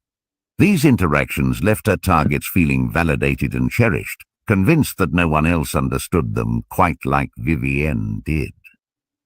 But here's the catch. The seductive charmer ensures that these bonds remain asymmetrical. While they encourage others to share their innermost thoughts and feelings, they guard their own vulnerabilities fiercely. This imbalance creates a dynamic of dependency where the other person invests heavily in the relationship while the charmer retains the upper hand. Over time, the target begins to crave the charmer's approval, willing to do almost anything to maintain the connection. This dependency can be leveraged in countless ways. A business partner might agree to unfavorable terms simply to stay in the charmer's good graces. A friend might overlook red flags, rationalizing the charmer's behavior because they fear losing their affection. Even lovers may tolerate mistreatment, clinging to the hope that the charmer will eventually reciprocate their devotion. Using intimacy as a control mechanism, intimacy is the final frontier of seduction, the point at which emotional bonds reach their peak intensity. For the seductive charmer, intimacy is not an end in itself, but a mechanism of control. It allows them to exert influence on a deeply personal level, shaping their target's thoughts, feelings, and actions with remarkable subtlety. The key to wielding intimacy effectively lies in timing and restraint. The seductive charmer knows better than to rush this stage. Instead, they let the tension build gradually, savoring each moment of anticipation. They create rituals of closeness, late-night phone calls, whispered secrets, stolen glances that reinforce the illusion of exclusivity. Each encounter leaves their target craving more, desperate to recapture the magic of the last. Vivienne employed this strategy with devastating precision. She would often disappear for days or weeks at a time, leaving her admirers anxious and uncertain. When she finally reappeared, her return felt like a gift, a reaffirmation of their worthiness. "I've missed you," she might say, her voice tinged with sincerity. "No one makes me feel the way you." These words carried immense weight, not because they were inherently meaningful, but because they came after periods of absence that heightened their impact. Through these cycles of withdrawal and re-engagement, Vivienne maintained absolute control. Her targets became addicted to her presence, oscillating between euphoria and despair, depending on her mood. They bent over backward to please her, fearing that any misstep might drive her away for good. And yet, despite their efforts, they could never fully possess her, a fact that only deepened their obsession. But beware. Intimacy, when mishandled, can backfire spectacularly. Push too hard, demand too much, or betray too many secrets, and the spell will break. Trust once shattered is nearly impossible to rebuild. That is why the seductive charmer must always tread lightly, balancing authenticity with artifice. They must give just enough to sustain the illusion without revealing the strings they pull. The ultimate test of the seductive charmer. To determine whether you have mastered the mask of the seductive charmer, ask yourself this: do people seek your approval above all else? Are they willing to sacrifice their own interests to win your favor? Do they view their connection with you as indispensable, even if it comes at great personal cost? If the answer is yes, then you have successfully harnessed the power of seduction. But mastery of this mask requires constant vigilance. Seduction is a delicate balance, one that can tip into exploitation if handled carelessly. To avoid detection, the charmer must always leave room for ambiguity, allowing their targets to believe they are acting of their own volition, even as they are being skillfully guided. Moreover, remember this: seduction is not a one-size-fits-all strategy. Different individuals respond to different triggers. Some crave physical closeness, others emotional validation, still others intellectual stimulation. The seductive charmer adapts their approach accordingly, tailoring their tactics to suit the unique desires of each target. A final word. The seductive charmer teaches us that power resides not only in strength or authority, but also in subtlety and sensuality. To don this mask is to embrace the paradox of intimacy, that in drawing someone closer, you can push them further under your sway.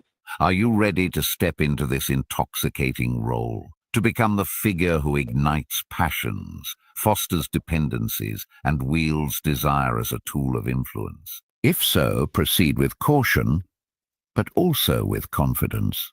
For in the theatre of seduction, the most powerful players are those who leave their marks without ever being caught. The stage is yours. Cast your spell and watch as the world bends to your will. Chapter 6. The Ruthless Strategist. Long-term planning for ultimate dominance. The quiet game of kings. There is a certain kind of power that operates in silence. A force that moves unseen, shaping events from the shadows while others stumble blindly through chaos. This is the domain of the ruthless strategist, a persona defined by precision, foresight, and an unyielding commitment to victory. To wear this mask is to step into the role of the master planner, the architect of outcomes who sees not just the next move, but the entire chessboard. Let me tell you about Adrian, a man whose name was rarely spoken aloud, but whose influence loomed large over every decision made within his circle. He was neither loud nor flamboyant. Building your online business? Go to Wix.com and set up your store on a single integrated platform. Add products, showcase them dynamically, and seamlessly track your inventory. Accept multiple secure payments, and design your storefront down to the very last detail. Get all the tools you need. Drive more sales with customizable gift cards and flexible product subscriptions. Retain customers with a point-based loyalty program.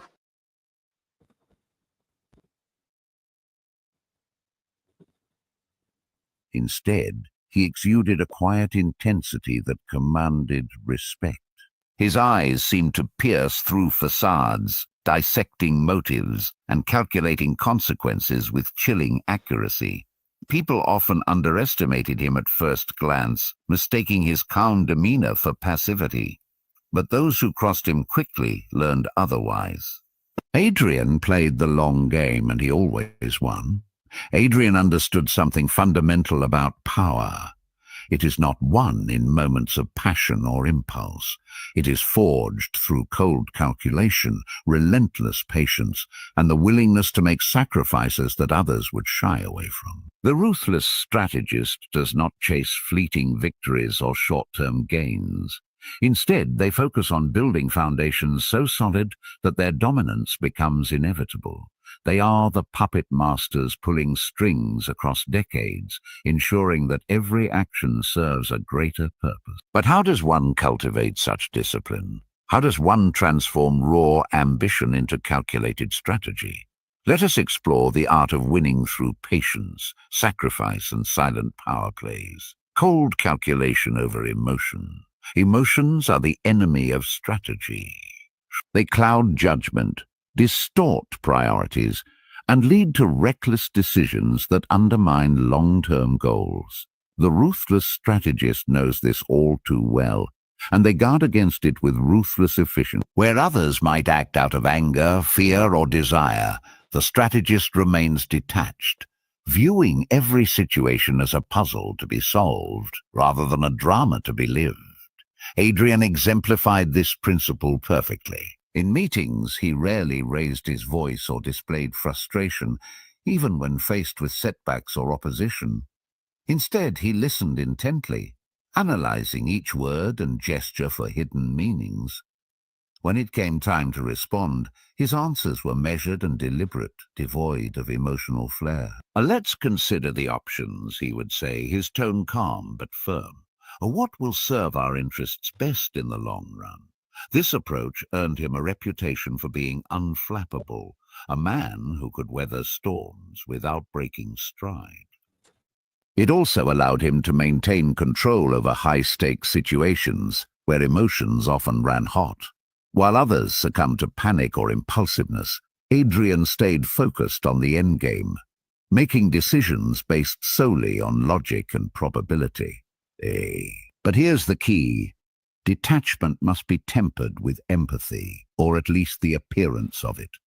Humans are emotional creatures, and outright disregard for their feelings can breed resentment or rebellion. The ruthless strategist acknowledges this reality, using subtle displays of concern or understanding to disarm critics while keeping their true intentions hidden. A well-timed nod, a sympathetic pause, or a carefully chosen phrase can go a long way toward maintaining alliances, even as the strategist works behind the scenes to dismantle them, winning through patience, sacrifice, and silent power plays. Patience is the cornerstone of the ruthless strategist's arsenal.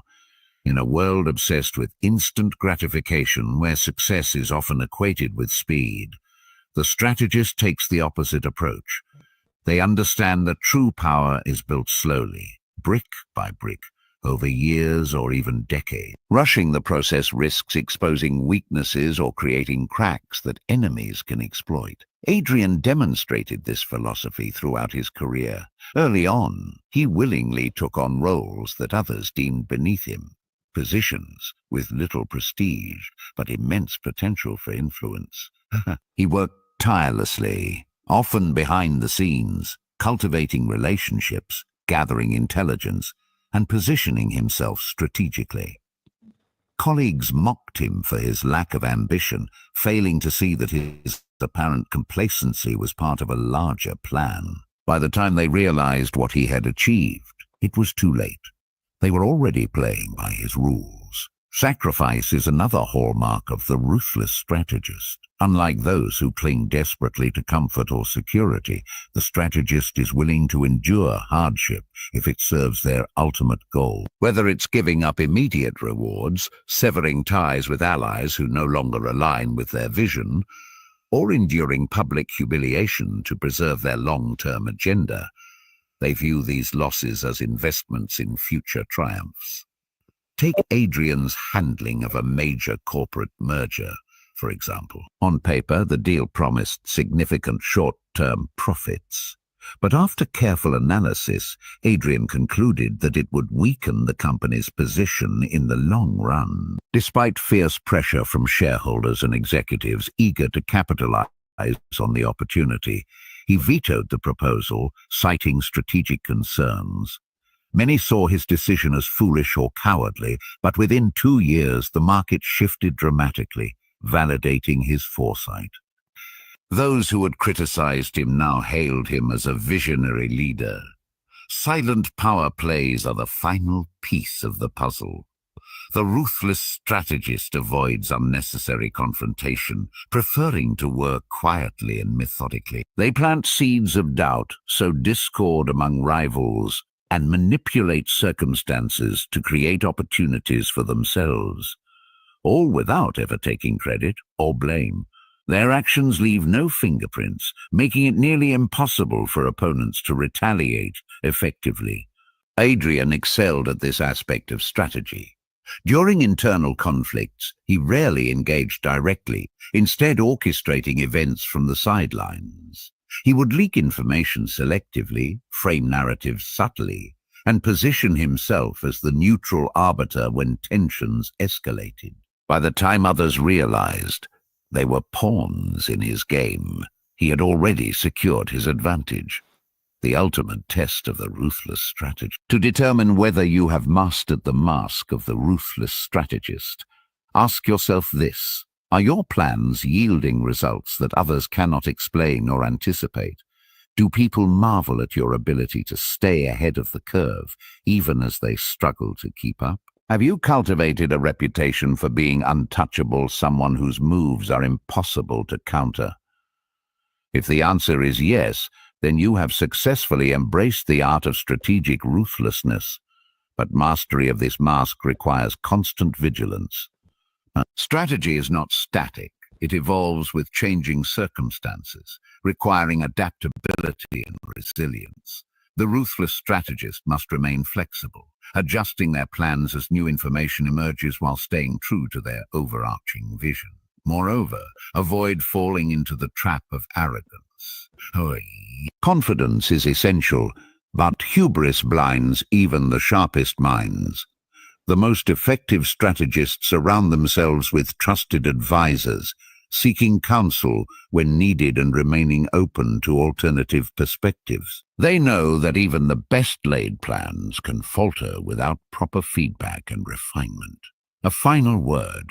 The ruthless strategist teaches us that power is not about brute force or flashy displays.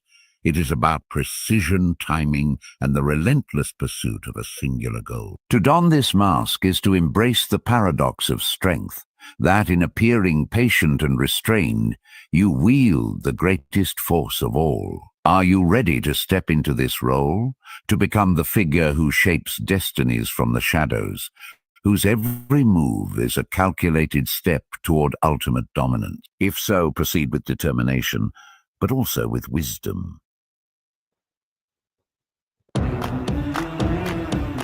Up for an adventure? Always.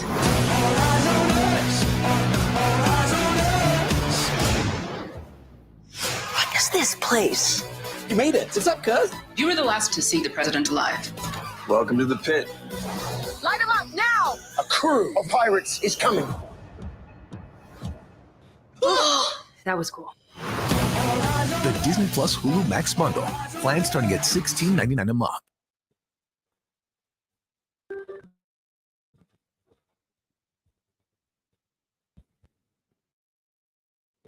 If you want to learn Python for a career in data science, IT, or engineering, then you need the complete Python Bootcamp course on Udemy. These videos and practice exercises help you learn the fundamentals and so much more. You can create a career-ready portfolio with advanced techniques taught by top-rated instructor Jose Portilla. And with anytime, anywhere learning, it fits your schedule. So get this course and code on.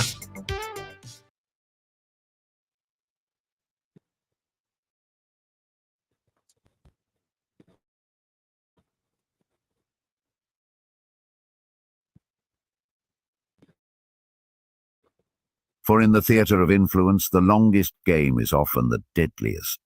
The stage is yours. Play your cards wisely and watch as the world bends to your will. Chapter 7. The Empathetic Healer. Building emotional dependence by saving others, the healing touch. There is a unique kind of power that comes from being the person others turn to in their darkest moments. The one who listens without judgment, offers solace when despair takes hold, and provides solutions when all seems lost. This is the domain of the empathetic healer, a persona defined not by dominance or manipulation, but by compassion, understanding, and an uncanny ability to make people feel whole again. To wear this mask is to step into the role of the savior, the confidant, the emotional anchor upon which others rely. But beneath the surface of kindness lies a calculated strategy to build emotional dependence, become indispensable, and ultimately wield influence over those you've healed. For while empathy may appear altruistic, it can also be a tool, a means of shaping lives, controlling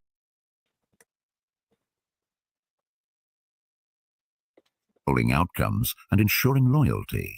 Let me tell you about Elena, a woman whose presence was like balm for the wounded soul. She had a way of showing up exactly when people needed her most, offering words of comfort that seemed divinely inspired. Whether it was a friend going through a breakup, a colleague struggling with burnout, or a neighbor grieving the loss of a loved one, Elena always knew what to say, and more importantly, how to act. She would bring meals, send thoughtful texts, and stay up late listening to their stories. People often said she had a gift, a rare ability to see into the depths of their pain and pull them back toward light. But there was another side to Elena, a side few ever saw.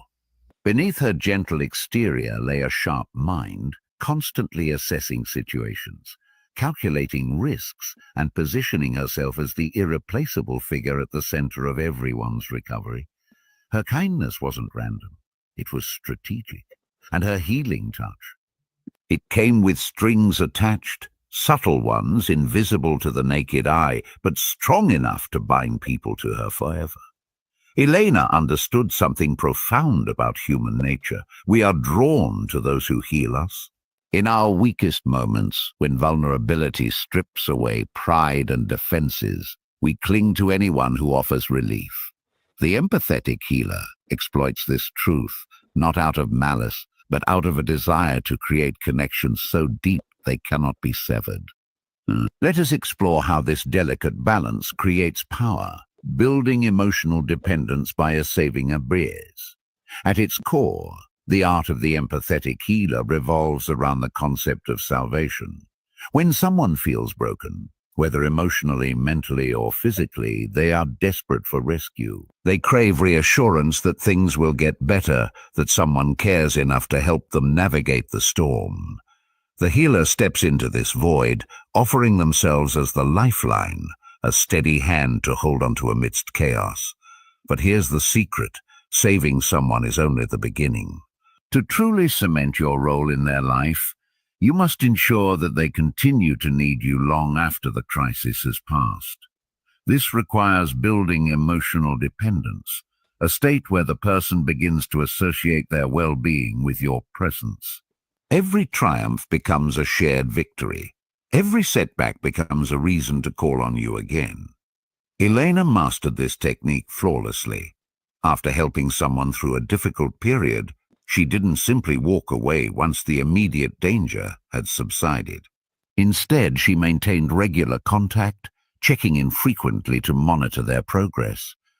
"How are you feeling today?" she might ask, her voice laced with genuine concern. Or, "I've been thinking about you. How's everything going?" These gestures were small but significant. They reinforced the idea that Elena was invested in their happiness, that she cared deeply about their continued success. Over time, her targets began to internalize this belief, coming to see her as an essential part of their support system. Without realizing it, they started relying on her not just during crises, but in everyday life, seeking her advice on decisions big and small. However, dependency must be cultivated carefully. Push too hard, and you risk overwhelming the other person, making them feel smothered or controlled. Pull back too much, and they may begin to doubt your commitment, turning elsewhere for support. The empathetic healer strikes a delicate balance, giving just enough attention to sustain the bond while leaving room for gratitude to grow. Becoming indispensable in people's lives. Once emotional dependence has been established, the next step is to deepen the connection, transforming yourself from a helpful ally into an indispensable cornerstone of the other person's existence. This is where the empathetic healer truly excels, using empathy as a bridge to embed themselves permanently in someone's life.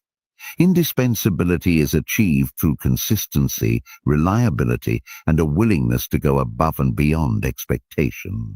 The healer doesn't just offer generic platitudes or half-hearted gestures.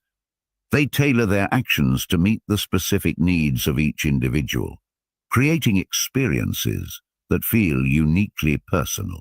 They remember birthdays, anticipate struggles, and celebrate milestones as if they were their own. By doing so, they create a sense of belonging, convincing the other person that no one else could possibly understand or care for them the way they do. Elena was a master of this art. She kept meticulous mental notes about the people in her orbit, noting preferences, fears, and aspirations. If a friend mentioned casually that they loved a particular type of tea, Elena would show up at their door weeks later with a box of it, accompanied by a handwritten note saying, "A thought of you." If a co-worker expressed anxiety about an upcoming presentation, she would spend hours helping them prepare, offering constructive feedback and encouragement. These acts of thoughtfulness weren't random. They were deliberate investments designed to solidify her position as the go-to person in their lives. Over time, Elena became synonymous with safety and stability.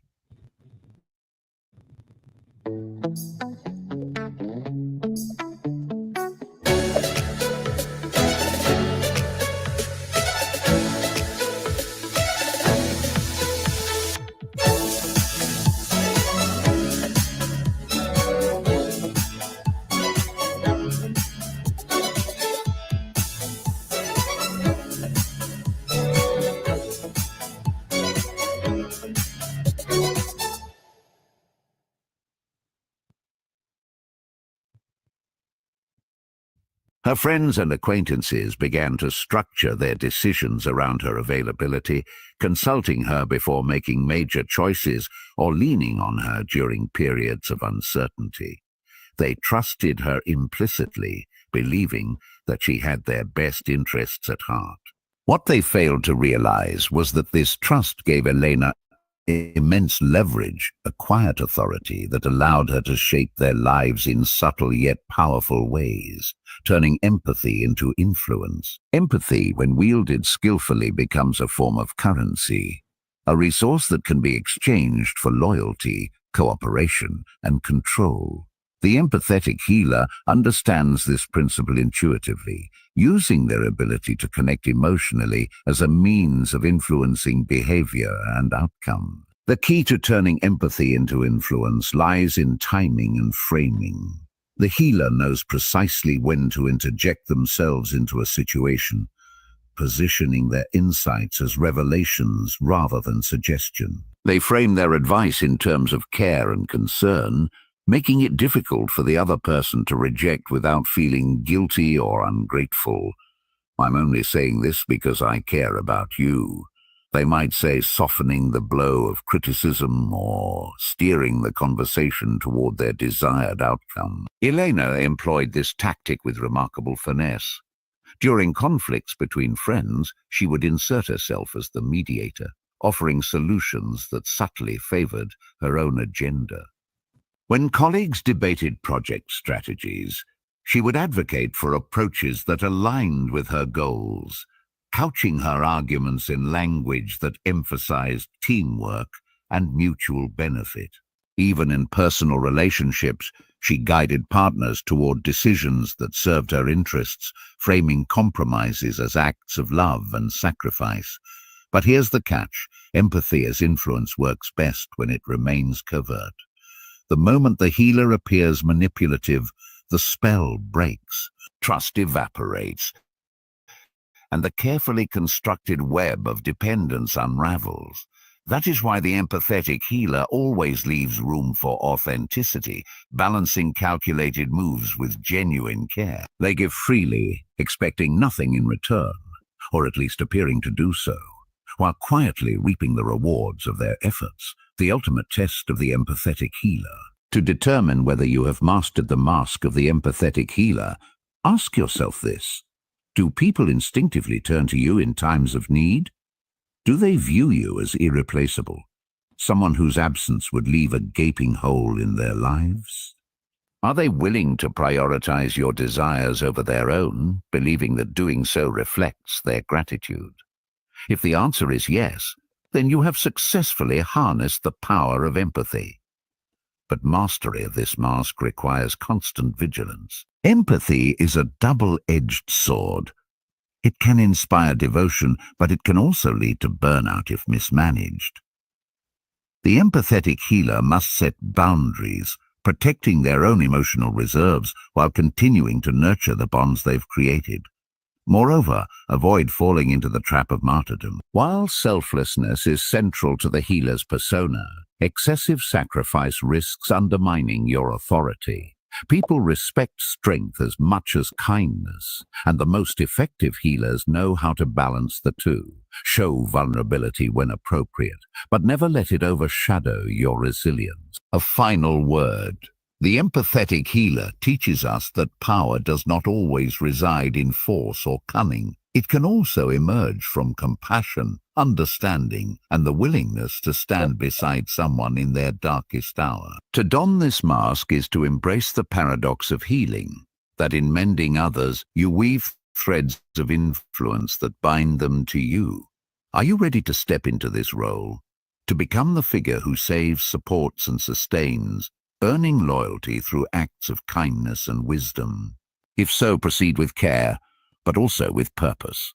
For in the theatre of influence, the healer's touch is both a gift and a tether, capable of lifting others up while keeping them firmly under your sway. The stage is yours. Extend your hand and watch as the world leans on you for strength. Chapter 8. The Visionary Idealist.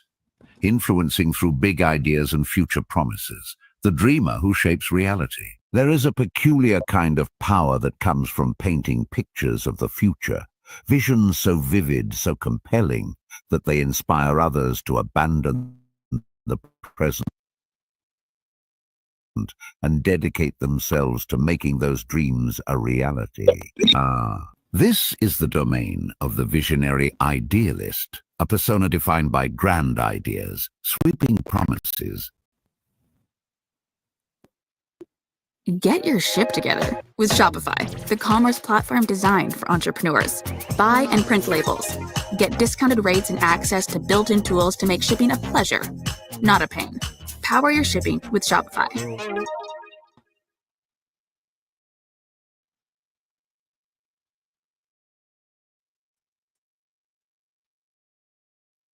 Struggling to get started on your book? Meet Squibbler, the AI book writer that transforms your ideas. And an unshakable belief in the possibility of transformation. To wear this mask is to step into the role of the dream weaver, the architect of utopias, the prophet who sees what others cannot. Let me tell you about Marcus, a man whose words could ignite fires in the coldest hearts. He spoke not of today or tomorrow, but of decades ahead, weaving narratives about a world transformed by innovation, justice, and unity. His speeches were electrifying, his plans audacious, his conviction absolute. People flocked to him like moths to a flame, eager to be part of something greater than themselves. They saw him as a savior, a leader, a beacon of hope in a cynical age. But behind Marcus's radiant smile and soaring rhetoric lay a calculated mind, one that understood the mechanics of influence, the psychology of belief, and the seductive allure of ideology. For while visionaries may appear selfless, their dreams often serve a deeper purpose: to build movements, gain loyal followers, and consolidate power under the guise of noble intentions. And yet, there is danger here, a razor-thin line between inspiration and manipulation, between liberation and control. Marcus knew how to walk this line with precision, using big ideas and future promises to shape the course of history. But he also knew the risks of wielding ideology as a tool of control. Let us explore how this delicate balance creates power and peril, influencing through big ideas and future promises. Big ideas are the lifeblood of the visionary idealist. They transcend the mundane concerns of daily existence, offering a glimpse of what could be a brighter, better, more meaningful future.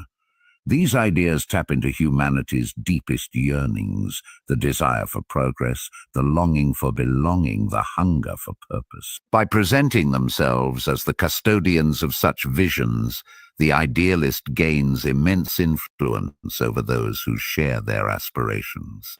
The key to crafting a compelling vision lies in its scope and simplicity. It must be bold enough to capture imaginations, but clear enough to be understood by all. Imagine a world without poverty, Marcus would declare, his voice ringing with passion. A society where every child has access to education, where no one goes hungry, where equality reigns supreme. These statements were deliberately vague, leaving room for interpretation while evoking powerful emotions. They painted a picture of perfection, inviting listeners to fill in the details with their own hopes and desires. Future promises amplify this effect. The visionary idealist doesn't dwell on the challenges of the present. Instead, they focus on the possibilities of tomorrow. They frame obstacles as temporary setbacks, mere stepping stones on the path to greatness. A change won't happen overnight, Marcus would admit, his tone reassuring. But together, we can overcome anything. The future belongs to us. This forward-looking perspective serves two purposes. It inspires action and deflects criticism. Critics who question the feasibility of the vision are dismissed as pessimists or naysayers, unwilling to embrace the promise of progress. Meanwhile, supporters rally around the idealist, motivated by the belief that their efforts will contribute to something extraordinary. Marcus excelled at this dynamic. He surrounded himself with believers, people who saw him not just as a leader, but as a symbol of hope. Their faith in his vision became contagious, spreading like wildfire through communities, workplaces, and social circles. Before long, entire networks of individuals were mobilized, united by a shared commitment to realizing Marcus's dream, creating movements and gaining loyal followers. Movements are born when individual passions coalesce into collective action. The visionary idealist understands this principle intuitively, using their charisma and conviction to galvanize disparate groups into cohesive forces. They create rituals, symbols, and slogans that reinforce group identity, fostering a sense of belonging among followers. In doing so, they transform abstract ideals into tangible realities, giving people a stake in the movement's success. Marcus was a master of this art. He organized rallies, workshops, and community events designed to bring people together. At these gatherings, participants engaged in activities that reinforced their connection to the cause, chanting slogans, sharing personal stories, and pledging allegiance to the vision. Marcus ensured that each event ended with a call to action, urging attendees to recruit others, volunteer their time, or donate resources. Slowly but surely, his movement grew, attracting members from all walks of life. Loyalty is cultivated through inclusion and recognition. The visionary idealist makes followers feel valued, ensuring that even the smallest contributions are acknowledged. They celebrate victories, no matter how minor, framing them as evidence of progress toward the ultimate goal. Every step counts, Marcus would remind his supporters. Each of you is playing a vital role in building the future we envision. This approach fosters deep emotional bonds, turning casual supporters into die-hard advocates. Followers begin to see themselves not just as participants, but as integral parts of the movement's fabric. They identify strongly with its values, adopting them as their own. Over time, they become willing to sacrifice comfort, security, and even relationships in service of the greater good, or rather, in service of the idealist's vision. However, loyalty must be nurtured continuously. The visionary idealist cannot afford complacency. They must constantly reinvigorate enthusiasm, introducing new goals, milestones, and challenges to keep momentum alive. Failure to do so risks disillusionment as followers grow weary of waiting for promised outcomes. The danger of ideology as a control tool. While ideology can inspire incredible feats of collaboration and creativity, it also carries inherent dangers. When wielded recklessly, it becomes a weapon, a means of controlling minds, suppressing dissent, and consolidating power. The visionary idealist must tread carefully, balancing idealism with pragmatism, lest their dream devolve into tyranny. The primary risk lies in the absolutism of ideology. Once a vision is framed as the only path to salvation, any deviation is seen as betrayal. Dissenters are branded heretics, skeptics silenced, and alternative perspectives marginalized. Marcus witnessed this phenomenon firsthand during the later stages of his movement. As his influence expanded, so did his intolerance for criticism. Those who questioned his methods or motives were ostracized, their voices drowned out by chants of loyalty and devotion. This suppression of dissent creates an echo chamber where the idealist's views go unchallenged and unchecked. Over time, the original vision may warp, distorted by ego, ambition, or fear.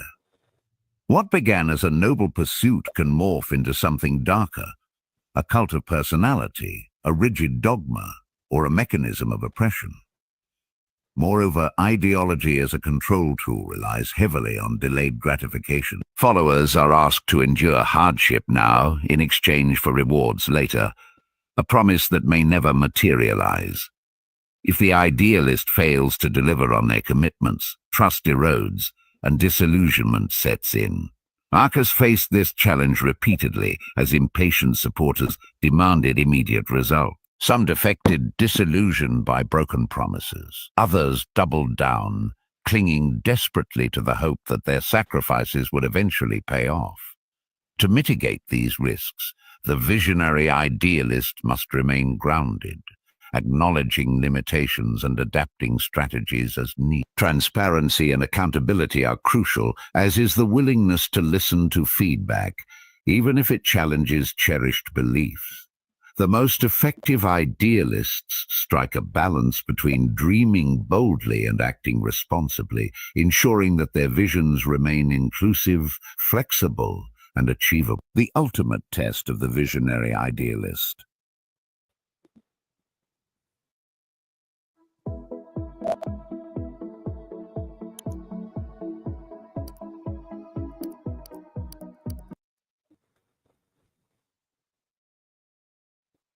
To determine whether you have mastered the mask of the visionary idealist, ask yourself this: have you inspired others to act, not out of obligation, but out of genuine belief in your vision? Do your followers see themselves as active participants in shaping the future rather than passive recipients of your leadership? Are you able to adapt your strategies without compromising your core principles? If the answer is yes, then you have successfully harnessed the power of big ideas and future promises. But mastery of this mask requires constant vigilance. Ideology is a double-edged sword. It can unite or divide, liberate or oppress. The visionary idealist must always prioritize the well-being of their followers over the allure of unchecked power. Moreover, avoid falling into the trap of hubris. While confidence is essential, arrogance blinds even the most visionary leaders. Surround yourself with trusted advisors, seek diverse perspectives, and remain open to critique. Remember that true progress is rarely achieved alone. It requires collaboration, compromise, and humility. A final word. The visionary idealist teaches us that power resides not only in force or cunning, but also in the ability to inspire others to dream bigger, reach higher, and strive harder. To don this mask is to embrace the paradox of leadership, that in guiding others toward a shared vision, you wield immense influence, but also bear immense responsibility. Are you ready to step into this role? To become the figure who ignites movements, shapes destinies, and transforms worlds? If so, proceed with care, but also with conviction, for in the theater of influence, the dreamer's voice is both a clarion call and a cautionary tale, capable of lifting humanity to new heights while reminding us of the perils of blind faith. The stage is yours. Speak now, and let your vision light the way forward. Chapter 9. The Fearless Rebel, Challenging Authority to Gain Influence, the Power of Defiance. There is a certain kind of magnetism that radiates from those who refuse to bow to systems, traditions, or expectations. These are the rebels, the rule breakers, the ones who stand tall in the face of authority and dare to say a no. Their defiance sparks something primal within us, a yearning for freedom, justice, or simply the thrill of rebellion itself. To wear the mask of the fearless rebel is to step into this electrifying role, wielding non-conformity as both a weapon and a rallying cry.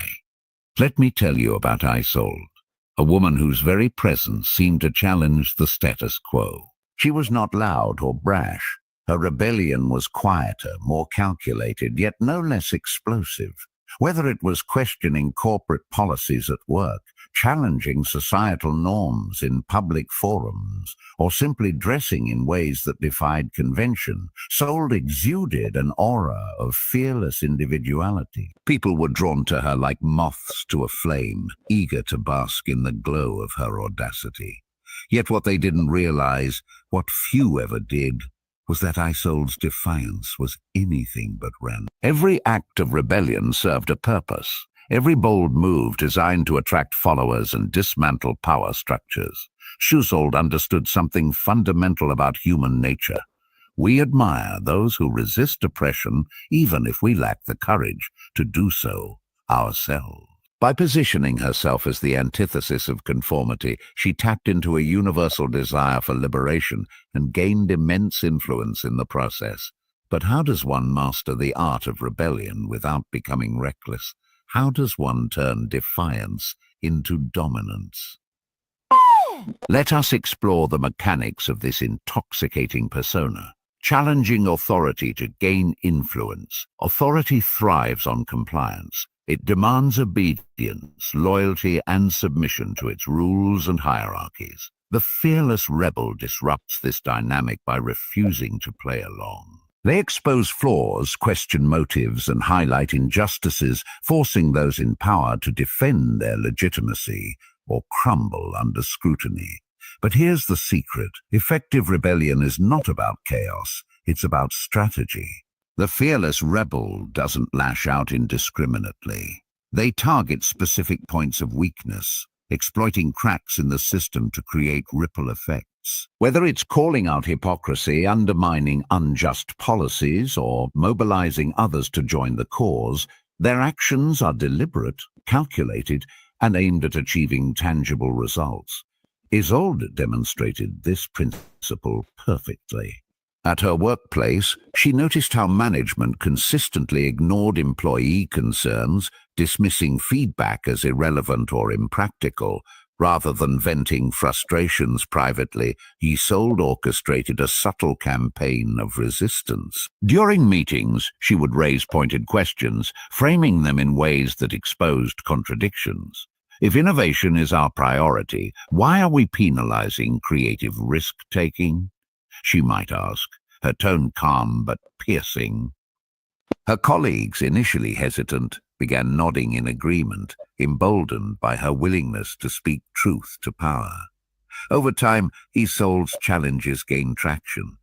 Employees started organizing informal discussions, sharing grievances and brainstorming solutions. Management, caught off guard by the growing unrest, scrambled to address the issue. But by then, Isolde had already positioned herself as the voice of change. Her defiance wasn't just an act of protest, it was a catalyst for transformation. However, challenging authority requires finesse. Push too hard, and you risk alienating potential allies or provoking retaliation. Pull back too much, and your message loses impact. The fearless rebel strikes a delicate balance, escalating tensions gradually while maintaining credibility and support, using nonconformity as a power move. Nonconformity is the hallmark of the fearless rebel. Their refusal to adhere to societal norms or institutional dictates sets them apart from the crowd. But nonconformity alone isn't enough. It must be wielded strategically to maximize its impact. The rebel understands that breaking rules is only meaningful when it serves a larger purpose, whether it's exposing injustice, inspiring others, or redefining boundaries. Isolde excelled at this art. In social settings, she often dressed in ways that defied convention, wearing bold colors, unconventional styles, or outfits that deliberately clashed with prevailing trends. At first glance, these choices might have seemed superficial, but they carried deeper significance.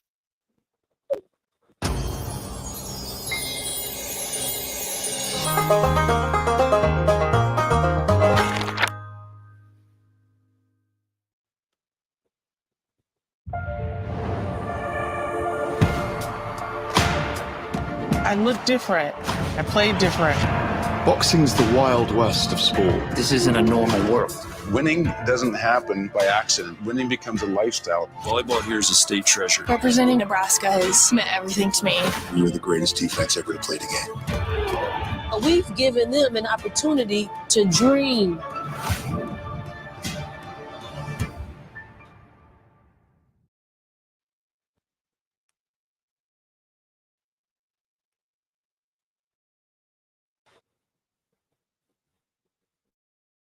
By rejecting fashion norms, Isolde signaled her independence, subtly challenging the idea that worth is tied to appearance. Her peers took notice, admiring her confidence and adopting elements of her style as a form of silent solidarity. Beyond aesthetics, Isolde used non-conformity to disrupt expectations in professional and personal spheres. When tasked with leading a project, she rejected traditional methodologies, opting instead for experimental approaches that prioritized collaboration over hierarchy. Why follow the same tired playbook? She would argue, her enthusiasm infectious. Let's try something new. Her team, initially skeptical, soon embraced her vision, energized by the prospect of doing things differently. This strategic use of non-conformity creates a dual effect. It undermines existing power structures while simultaneously attracting followers. People are drawn to rebels because they represent possibility, the chance to break free from constraints and forge new paths. The fearless rebel becomes a symbol of hope, embodying the belief that change is not only possible, but inevitable. Attracting followers through defiance and boldness. To attract followers, the fearless rebel must embody two qualities: authenticity and audacity. Authenticity ensures that their defiance feels genuine, rooted in conviction rather than opportunism. Audacity amplifies their message, making it impossible to ignore. Together, these traits create a magnetic force that pulls others toward the rebel's orbit. Isolde's authenticity stemmed from her unwavering commitment to her principles. She didn't rebel for attention or accolades. She rebelled because she believed deeply in the causes she championed. This sincerity resonated with those around her, convincing them that her actions were driven by purpose, not ego. Even critics found it difficult to dismiss her, recognizing the depth of her resolve. Her audacity, meanwhile, ensured that her message reached far and wide. Whether it was staging impromptu protests, publishing scathing critiques of corrupt practices, or publicly confronting figures of authority, Isolde made headlines and enemies with equal frequency. But controversy worked in her favor, amplifying her visibility and drawing supporters who admired her courage. Followers flocked to rebels not just because of what they oppose, but because of what they offer, a vision of a better future. The fearless rebel frames their defiance as part of a larger narrative, one that promises liberation, equality, or progress. We don't fight against something, Isolde would declare during speeches. We fight for something, for dignity, for justice, for the right to live authentically. This framing transforms rebellion from an act of destruction into an act of creation. Followers see themselves not as mere participants, but as co-creators of a new reality. Their loyalty deepens as they invest emotionally and psychologically in the rebel's vision, convinced that their collective efforts will lead to meaningful change. The ultimate test of the fearless rebel To determine whether you have mastered the mask of the fearless rebel, ask yourself this.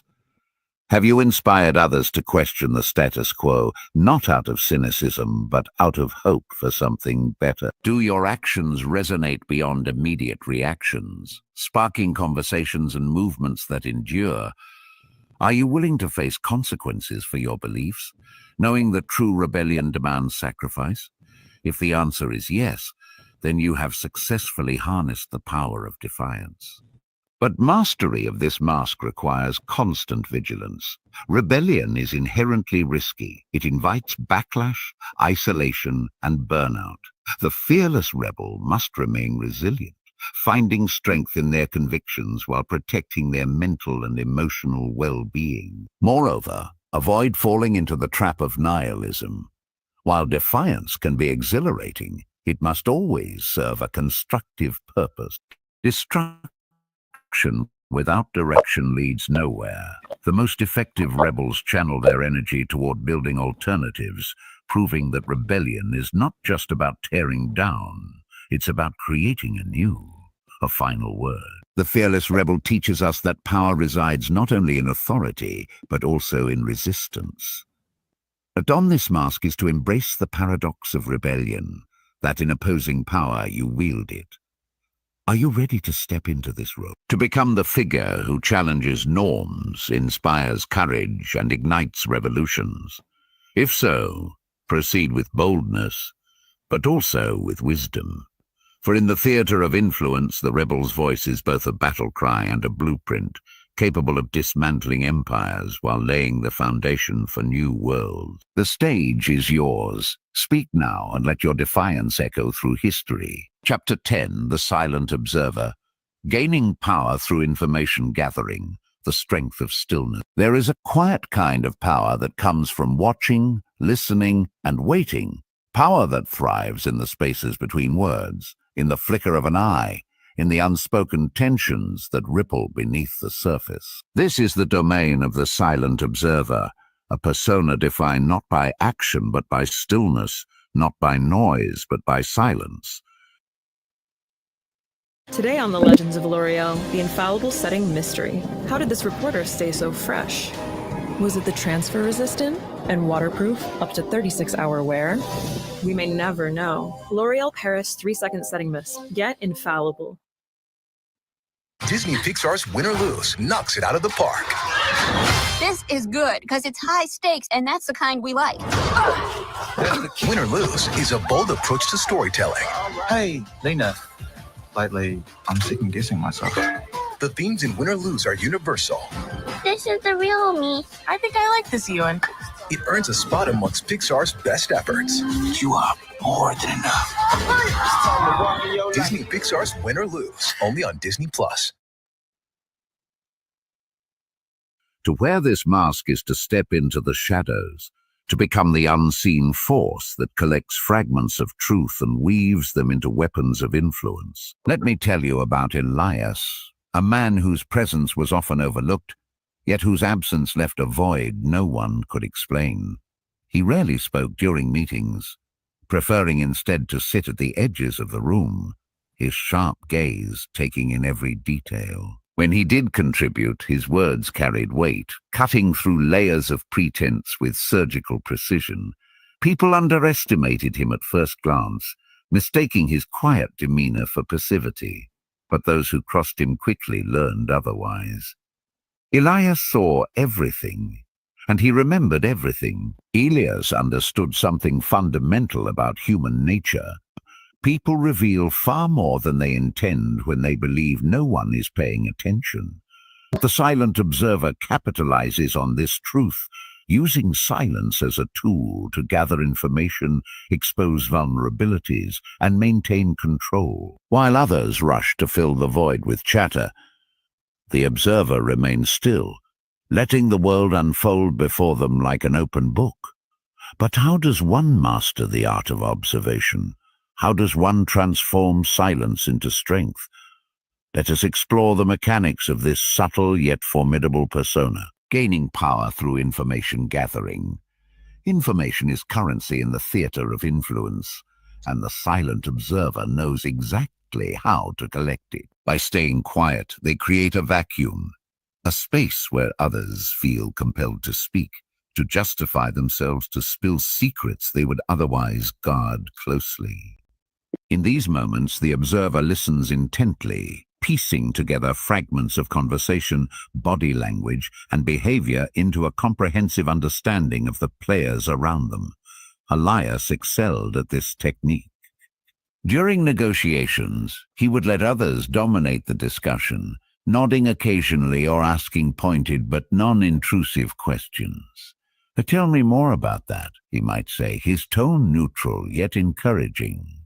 Or, as the other party elaborated, Elias catalogued their priorities, insecurities, and blind spots.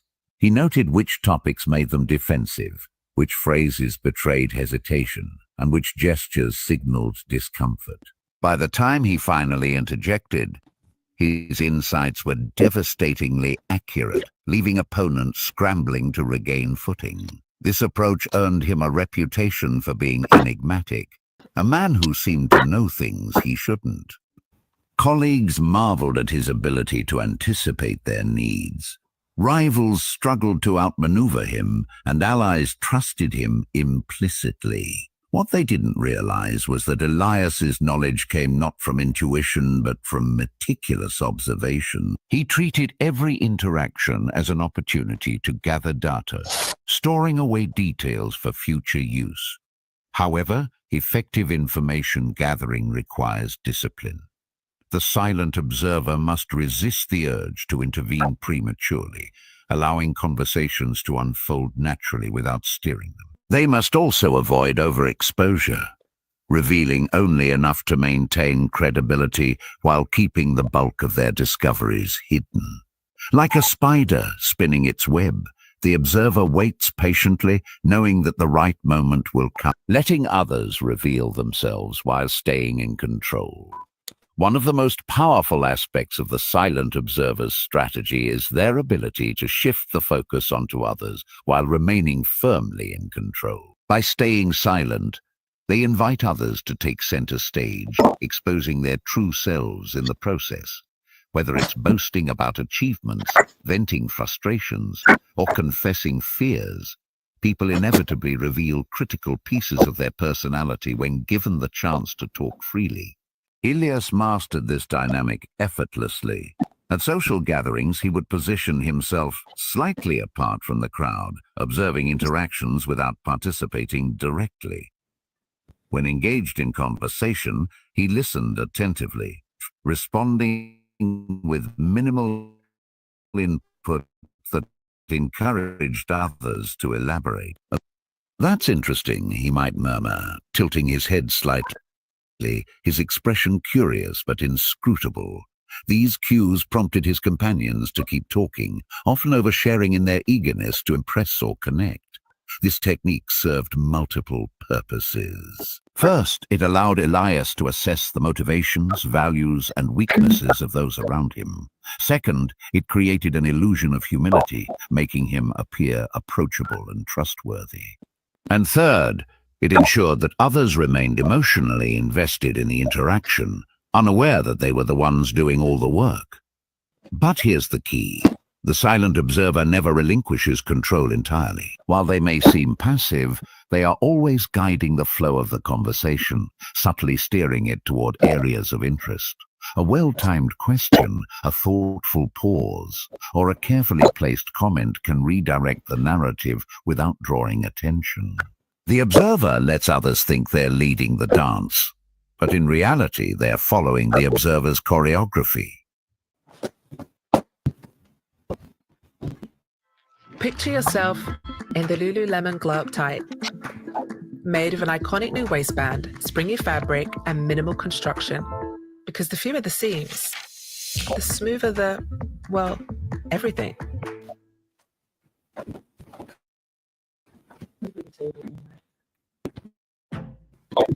Why is Red so good? So annoying. Buttery, salty show-offs. I love them. Is that a smile? This is a salty club. Salty. You're gonna get a...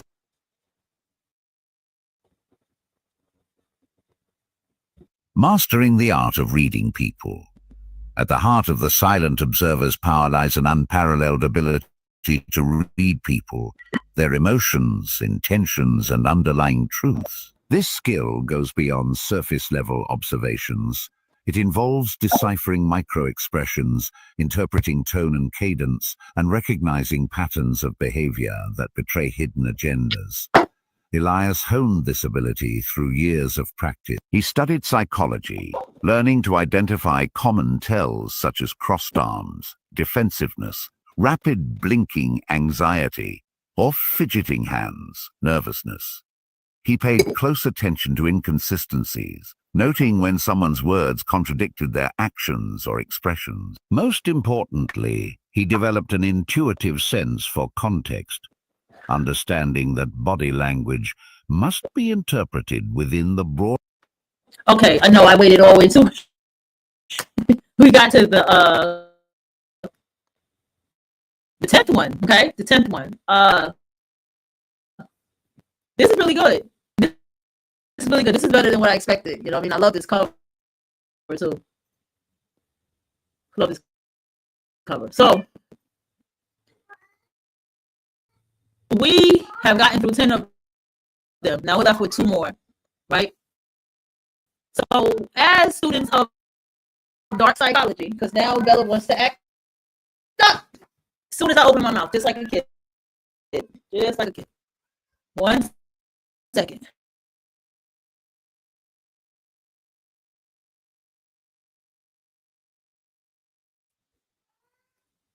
Okay. So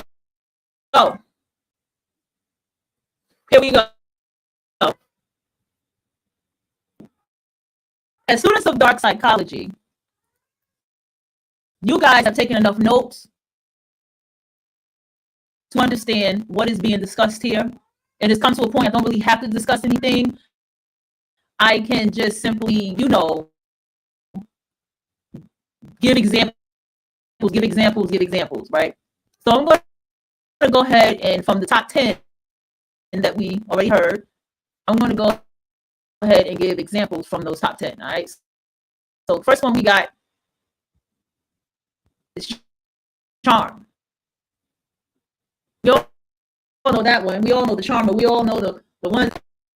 Everybody has said it. I'm not impressed by beautiful people. In my real life, it's like, it's okay if you're beautiful online. It's okay if you're beautiful and you follow me. I have an aesthetic. I have an aesthetically pleasing Facebook page, okay? And I have it that way on purpose. But in my real life, I don't give a damn about you looking good. If you look good, I'm looking at you cock sideways. I don't trust you. That's something I have developed. That's something that I have seen since my time of living in a concrete jungle, that the more beautiful somebody is, the more horrible they are, okay? And I'm here to tell you, the more beautiful someone is, the more horrible they are. Okay? Unfortunately, it's that way, If they're ugly, they're just horrible altogether. The innocent victim, Darling Nikki, she's the one who caused and started the trend of me calling these people who are the subjects in the case studies, call them darlings. She is an innocent victim. Peachy, she's such an innocent victim, right? While committing all type of treachery, right? Right? They commit all type of treachery. It was one person I watched. Love is a matter of time before they tell you about their alcoholism, their drug use, their pill popping, their abuse to other people. Oh, it eventually will come out. The intellectual authority. Oh, we see those all the time. We see those all the time. And if you even challenge an intellectual authority, they'll try to humiliate you, or the people who praise them will try to humiliate you. This is one of the biggest of the mask of power. Once somebody respects what someone is saying, the books that they have written, because a lot of the intellectual authorities are also authors as well. Okay, and this is their study, and this is this, and I am, pastor this and minister this and deacon that. Those are your intellectual authorities, just from those titles alone. Seductive charmer. Seductive charmers. These are the people who know that they are beautiful. They know that if they know that they're not beautiful, but they know what they can use to seduce and bring people closer to them. And people do this. Believe it or not, if somebody really wants you, they're going to try to seduce you. Even if they don't like you, they're going to try to seduce you. That person who's your enemy that doesn't like you will try to seduce you. Yes, I'm going to say it in another way. And even the person who likes you will try to seduce you. It's like the same energy. It's like the person who doesn't like you and the person who likes you will try to seduce you. And you need to understand how to recognize the seducer. A lot of times people voice the tone tell you who they are. People speak in a low tone all the time. Those are your most manipulative, abusive, lying motherfuckers. Okay? I'm going to tell you that. They're the ones that, when they talk to you in that low tone and you don't listen to them and you challenge them, those are the ones that get very erratic and very nasty towards you. Trust me when I tell you. You have to use energy to exude power over people like this. The dynamic outsider. Like, I'm gonna give you an example. Like this woman, I was at the going back to seductive charmer. I was in line at a local store and I was like, okay, on the line it's only $200, but on the customer service line you can pull out $5K. And so I needed a little, I needed what I needed. It was not 200, way more than that. And she was like, it's only 200 a day. And then she was like, I said it was only 200 a day, right? She said it real low. And I knew that it's only 200 a day on that line. So if I ever see that lady again and I see a manager and I know that that's the manager, right in front of her, I'm going to pose the question and I'm going to throw her ass under the bus and I'm going to say, she told me this the last time and this and that. Maybe she needs to be retrained, and throw some shade. See, that's how I work. I'm number two. That's me being a very innocent victim. Make it seem like I was highly offended, that I'm so petty that I came back and embarrassed her in front of her manager. That's how I play the game. Because trust me, my eye is on her and I'm ready to get her. I ain't see her today. Trust me, when I woke up in there, I was looking. I didn't see her. The dynamic outsider. This is the role that I play a lot in my work world. This is something where you are constantly on the outside. You hear all the information that goes on and everybody talks to you. You don't really say anything, but if you want to be very, very vindictive, you can do it very easily. Because what happens is with the dynamic outsider, you have what is called trust. People trust you with information, and multiple people trust you with information. So you know information about this, you know information about that, you know information about the person, and the person they talk to you about will come and talk to you and tell you stuff. And so therefore you can manipulate and use everybody for your advantage with nobody ever knowing that it was you. So that's the thing about the dynamic outsider. The dynamic outsider, to me, you need to put a star next to that one, because that's the one who most people trust the most, because they don't talk to people, they don't really deal. That's why I say being a dynamic outsider can also, the downfall of it is you can have people who do not like you. And so the person who do not like you, they can be a whisperer of lies as well, to have a little team of people, a group of people who don't like you. But the smart thing about the way I do my dynamic outsider thing is whatever energy you give to me, I give it back to you. Because I don't care. You get what I'm saying? So if you don't like me, I don't care. There are people at work that, like in my coworker world, that it matters. Okay, your connection with you matters. Connection with you in a connection with you matter. And I don't want to lose the connection with you. And I don't even want to lose the communication of having you as somebody that's an ally to me while I'm getting this work, while I'm working. Do you see what I'm saying? So you have to be able to, the dynamic outsider has a way of looking around, observing everybody, but also observing. You have the ability as a dynamic outsider to observe, I see this pattern, this person don't like me, this person don't really fuck with me. You get what I'm saying? I can see this little team of people over here that don't really like me, and it's obvious that they don't like me. They don't gauge up to not like me. So even if people don't like you, it is like an obvious thing. You see what I'm saying? Like one time, I told you about the one chick, and then the dude she rides with him. I was like, yeah, she don't like me. She gave me the stink face. Like, that's your wife, you know what I'm saying? And I kind of already knew it wasn't, but I was just making sure. It was like, that's your wife. He's like, no, when he commented and laughed and stuff, I said, she gave me the stink face. I said, the first thing I thought about was you. So that was charm. See, I used charm to get that information. To get, you know what I'm saying? That person to talk to me and laugh and stuff and be like, oh, no, it's not like that. So then they go to the ruthless strategist. I've been teaching y'all how to be the ruthless strategist. I told y'all to get the burn book. I told y'all to sit down and write things down honestly. Write down who your family members are. Pay attention to who, at work, who hang with who and who do what. Who wants to talk too much. Who's the one everybody like. Look at the archetype and the mask, what I was talking about here. The different archetypes that these people at your job play. Hey, even if you have the zodiac signs and birthdays, that'll be awesome. But I want y'all to get out of that. I want y'all to get out of the astrology, numerology for a while and start looking with your practical, physical eyes to start filling people out. Okay, because I need you to understand that astrology, numerology, that stuff come later. That's something I was taught very early. Astrology, numerology, that shit come later. I look at your energy from the door. Okay. So ruthless strategist. Ruthless strategist is a part of the enigmatic outsider. Because you have to play the role of an enigmatic outsider in order to be the ruthless strategist.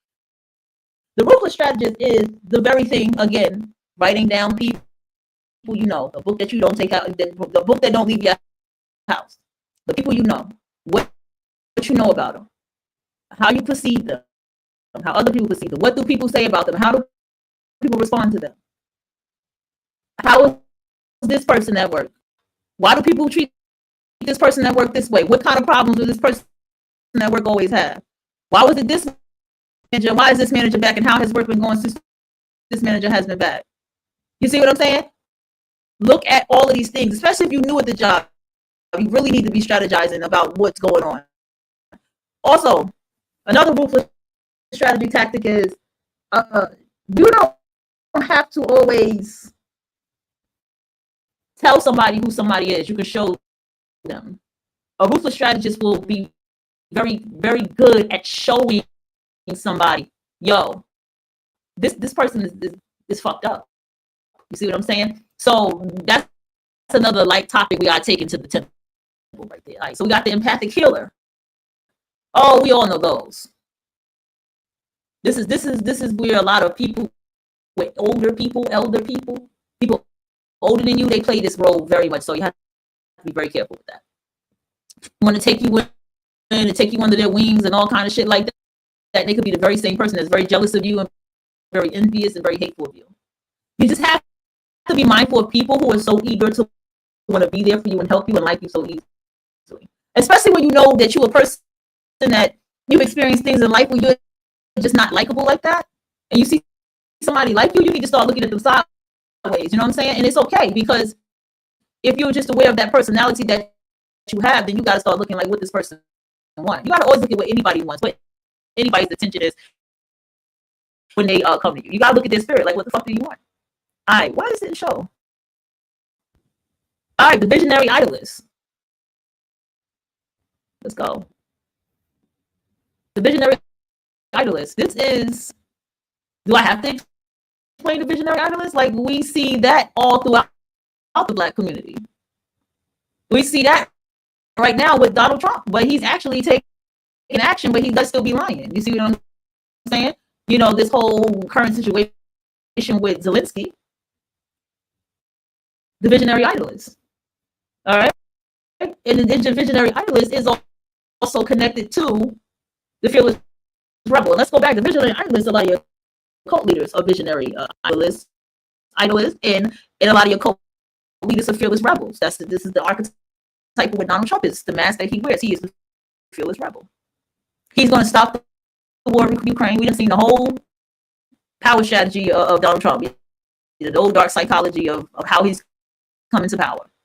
Go check that show out. And I connect that show is the dark psychology of the divested Black woman intro.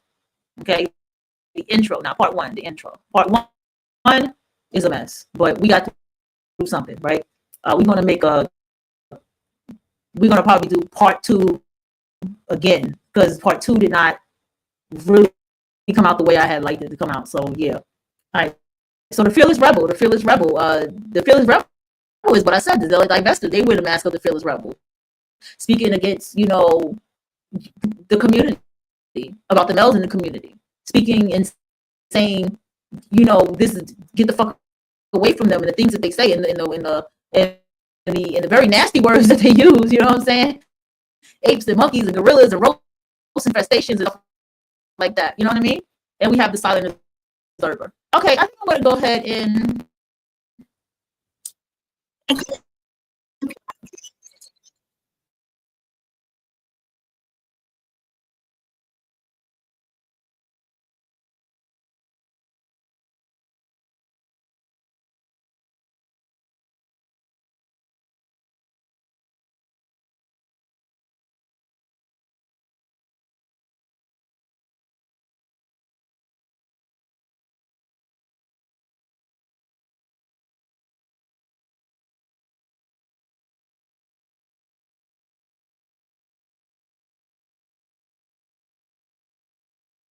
Broader framework of a situation.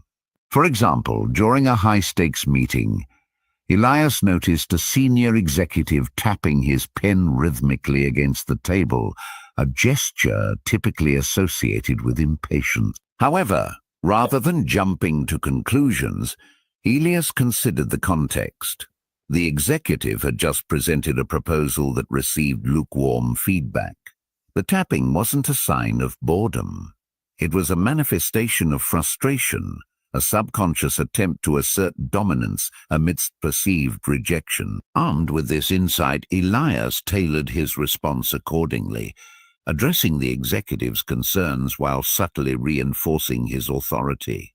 Reading people also involves empathy, the ability to step into someone else's shoes and understand their perspective. The silent observer uses this skill to build rapport, creating connections that deepen trust and loyalty. By mirroring emotions, validating experiences, and offering thoughtful reflections, they make others feel seen and understood, even as they continue to observe silently. The ultimate test of the silent observer. To determine whether you have mastered the mask of the silent observer, ask yourself this: do you possess a wealth of knowledge about those around you? Knowledge they don't realize you've acquired. Are you able to anticipate their actions and reactions based on your observations? Can you guide interactions without ever appearing to lead? If the answer is yes, then you have successfully harnessed the power of silence. But mastery of this mask requires constant vigilance. Observation is a skill that sharpens with practice, requiring patience, curiosity, and adaptability. The silent observer must remain alert, constantly updating their mental map of relationships, dynamics, and personalities. Moreover, avoid falling into the trap of detachment. While silence grants immense power, it can also breed isolation if mismanaged. The most effective observers balance their stoicism with moments of engagement, ensuring that they remain connected to the world they study. Show vulnerability when appropriate, but never lose sight of your ultimate goal: to see clearly, act decisively, and control invisibly. A final word. The silent observer teaches us that power resides not only in what we say, but in what we choose to hear. To don this mask is to embrace the paradox of silence, that in saying less, you wield more. Are you ready to step into this role, to become the figure who sees without being seen, who hears without being heard, who controls without being detected? If so, proceed with caution, but also with confidence.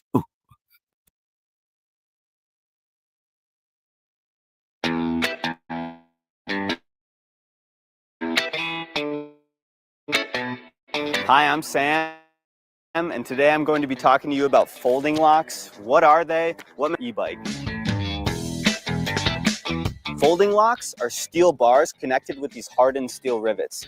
The bars pivot around these rivets, making this folding lock versatile. You can maneuver it around whatever you're trying to lock your bike to. This may look different than what you're used to for a typical lock, but you can think about a folding lock like a chain, where the links of the chain are these bars. A unique quality about Kryptonite folding locks is the 360-degree rotating lock head. This makes it easier to lock in tricky situations. Kryptonite always uses solid steel bars in their folding locks, with widths ranging from 2.5 millimeters on our Keeper Mini, for example, up to 5.6 millimeters on our Evolution 790. From a security standpoint, the level of security for the folding lock is directly related to how thick the steel links are. Make sure you use a lock that fits your security needs based on where you're going to be locking up and how long you're going to be leaving your bike for. The Keeper Mini is great for short stops in rural areas. The Evolution 790 is a good choice for longer stops in metropolitan areas. Folding locks have become increasingly popular with commuters as they fold up to be compact and are easy to carry, especially with the included bracket. The click-type bracket included with the CryptoLock 610S and the Evolution 790 allow for convenient, quiet, and reliable transport. Press the button on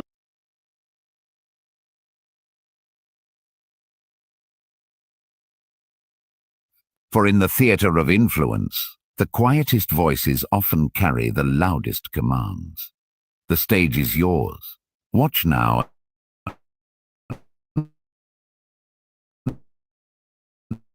Let the world reveal itself to you. Chapter 11. The Ruthless Opportunist. Adapting to chaos for personal, the art of turning turmoil into triumph. There is a certain kind of brilliance that thrives in disorder. A cunning ability to navigate chaos, sees fleeting opportunity of the ruthless opportunist, a persona defined by adaptability, precision, and an unrelenting focus on self-interest. To wear this mask is to step into the role of the ultimate survivor, the master of reinvention who turns uncertainty into advantage. Let me tell you about Victor, a man whose life seemed to unfold like a series of calculated gambles, each one bolder than the last. He was not bound by loyalty, tradition, or sentimentality. Instead, he moved through the world with fluidity, shifting alliances, strategies, and identities as circumstances demanded. People often described him as slippery, impossible to pin down. Yet what they failed to see, what few ever did, was that Victor's unpredictability was his greatest strength.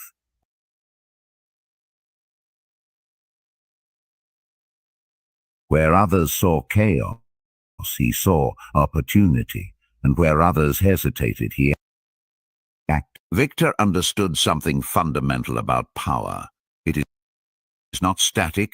It flows, shifts, and transforms with the tides of change. The ruthless opportunist does not resist these currents. They ride them, using timing and flexibility as weapons to outmaneuver competitors and secure their place at the top.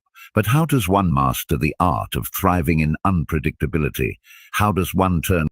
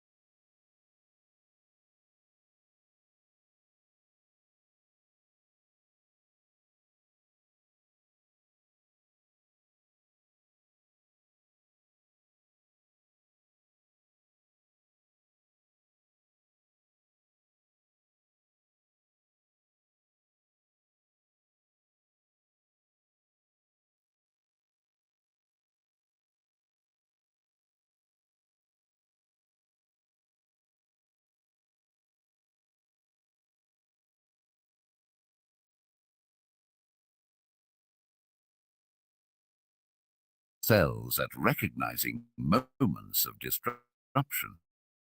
The points where systems break down, hierarchies crumble, and rules are rewritten, and exploiting them for personal gain. They understand that in times of upheaval, conventional wisdom fails, leaving room for unconventional players to rise. Victor demonstrated this principle repeatedly throughout his career.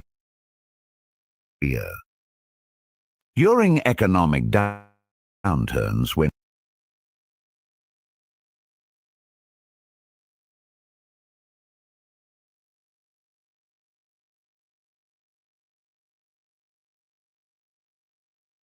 This is Wix Studio. Built to meet any brief. When your project calls for bold creativity, design freely on Figma and seamlessly move to Studio, where your vision takes shape. When the brief calls for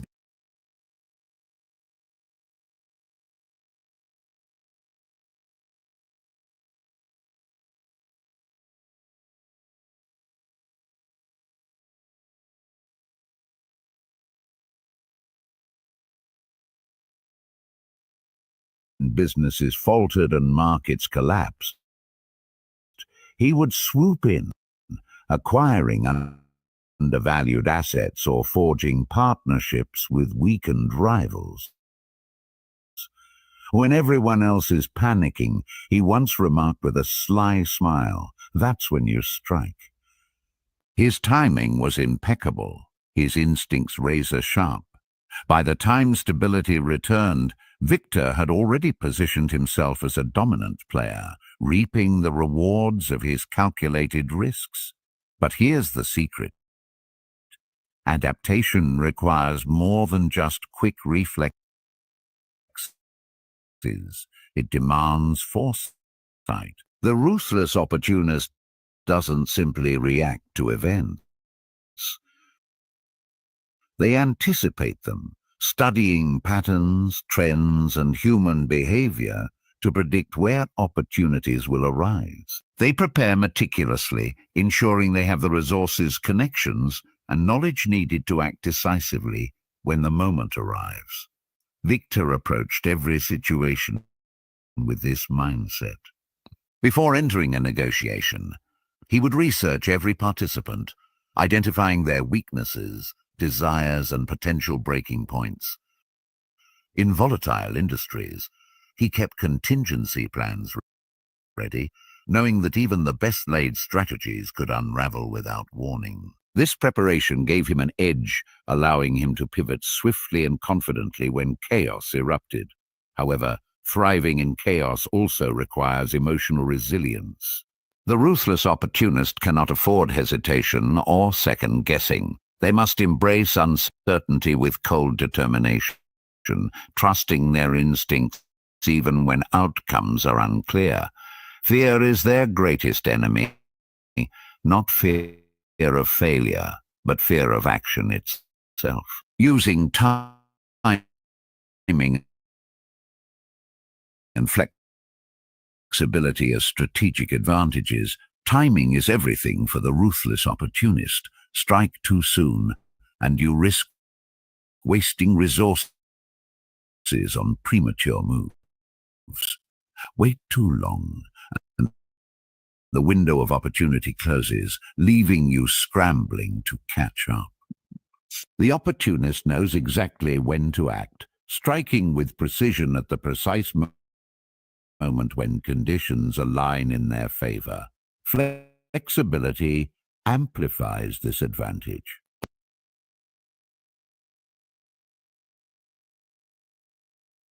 While others cling rigidly to plans or principles, the opportunist remains adaptable, willing to abandon strategies that no longer serve their goals. They view setbacks not as failures but as redirections, adjusting their approach based on new information or changing circumstances. This agility allows them to stay ahead of competitors who are often bogged down by indecision or overcommitment. Victor exemplified this dual mastery of timing and flexibility. During a high-stakes merger between two rival companies, he positioned himself as a neutral intermediary, offering solutions that appeared altruistic but were carefully designed to benefit him. When tensions escalated and negotiations stalled, he seized the moment, proposing a compromise that sidelined key opponents while securing favorable terms for himself. His ability to read the room, coupled with his willingness to adapt his tactics, ensured his success. This combination of timing and flexibility also serves another purpose. It keeps adversaries off balance.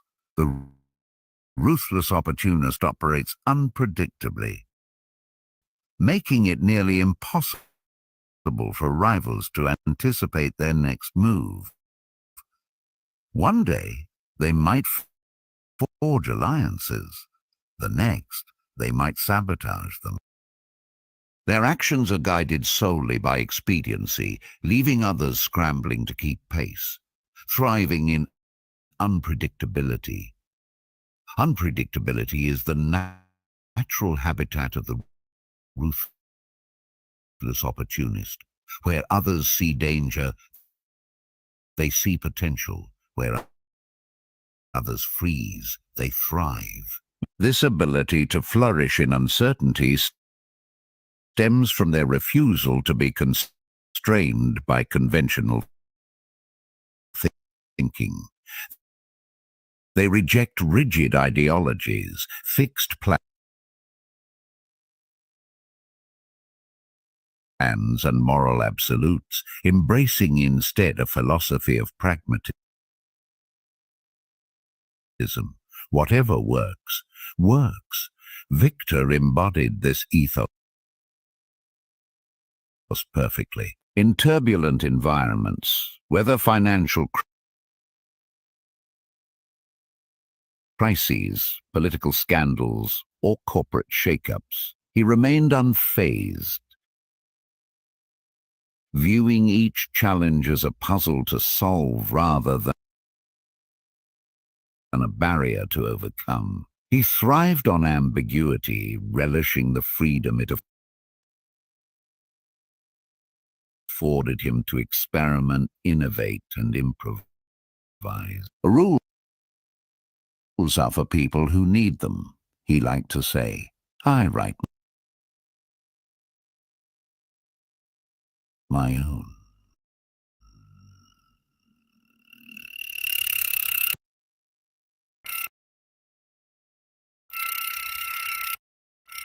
It demands creativity. The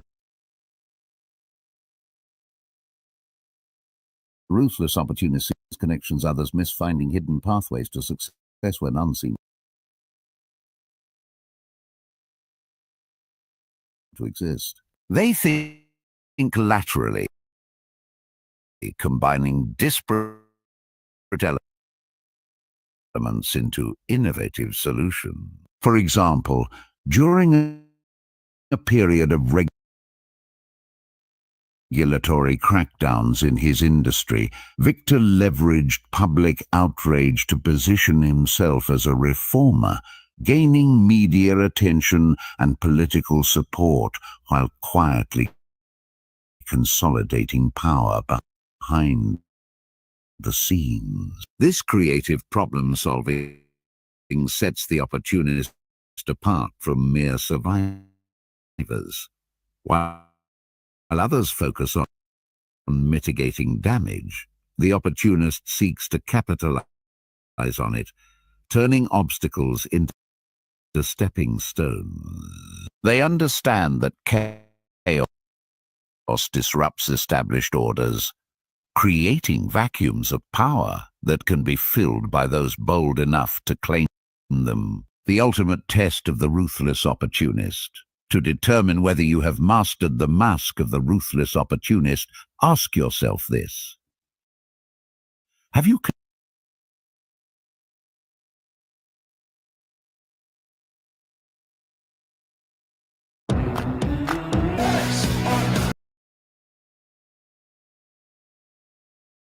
consistently turned challenges into advantages, emerging stronger from situations? Are you able to anticipate opportunities before they arise and act decisively when they do? Can you adapt your strategies without losing sight of your... The answer is yes. Then you have successfully harnessed the power of opportunism. But mastery of this mask requires constant vigilance. Chaos is unpredictable by nature, and even the most skilled opportunist can misstep if they grow complacent. Stay informed, remain agile, and never stop scanning the horizon for signs of change. Moreover, avoid falling into the trap of amorality. While pragmatism is central to the opportunist's persona, unchecked selfishness risks alienating allies and provoking backlash. The most effective opportunists balance ruthlessness with strategic generosity, ensuring that their actions benefit not only themselves, but also key stakeholders whose support they may need later. A final word.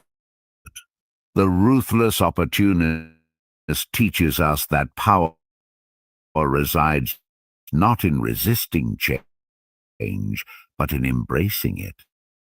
To don this mask is to embrace the paradox of chaos, that in surrendering to its unpredictability, you wield immense control. Are you ready to step into this role? To become the figure who thrives in turbulence, seizes fleeting chances, and bends uncertainty to their will? If so, proceed with boldness, but also with caution. For in the theater of influence, the opportunist dance is both exhilarating and perilous, capable of elevating you to greatness while reminding you of the fragility of fortune. The stage is yours. Act now, and let chaos crown you king. Chapter 12. The Puppet Master. Controlling others without them realizing it. The invisible hand. There is a kind of power that operates in the shadows, a force so subtle, so insidious, that those under its sway remain blissfully unaware they are being manipulated. This is the domain of the puppet master, a persona defined not by overt dominance, but by quiet orchestration. To wear this mask is to step into the role of the ultimate manipulator.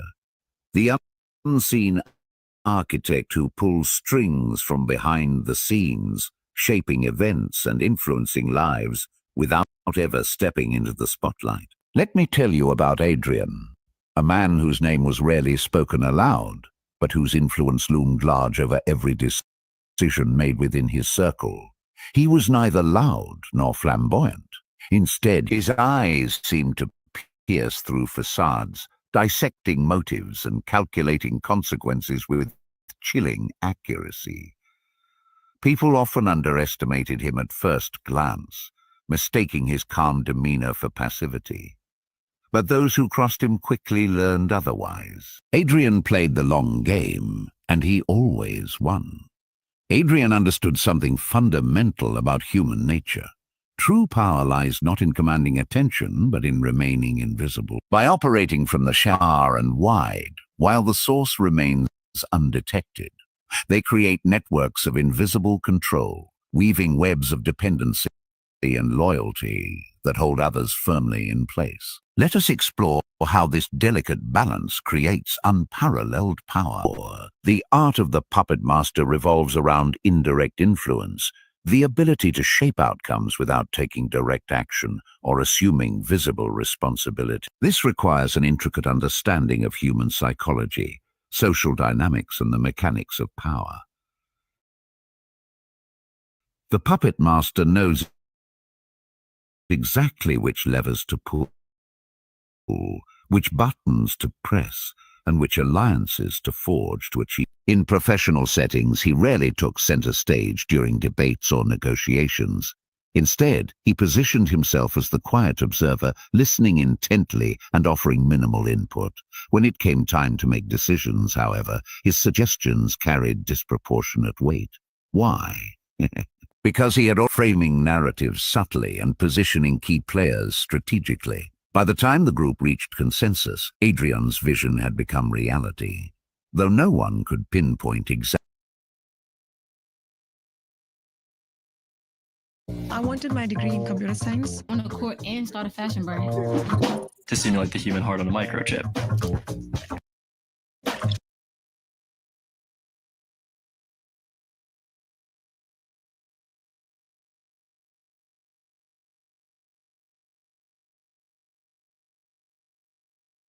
This approach earned him a reputation for brilliance, among solutions that felt divinely inspired. What his colleagues failed to realize was that Adrian's insights were not spontaneous revelations, but carefully orchestrated maneuvers. He pulled the strings from behind the scenes, guiding conversations and steering outcomes without ever appearing to lead. But here's the secret. Pulling strings effectively requires patience and precision. The puppet master cannot afford impulsiveness or haste. They must move deliberately, ensuring each action serves a larger purpose. Every word, gesture, or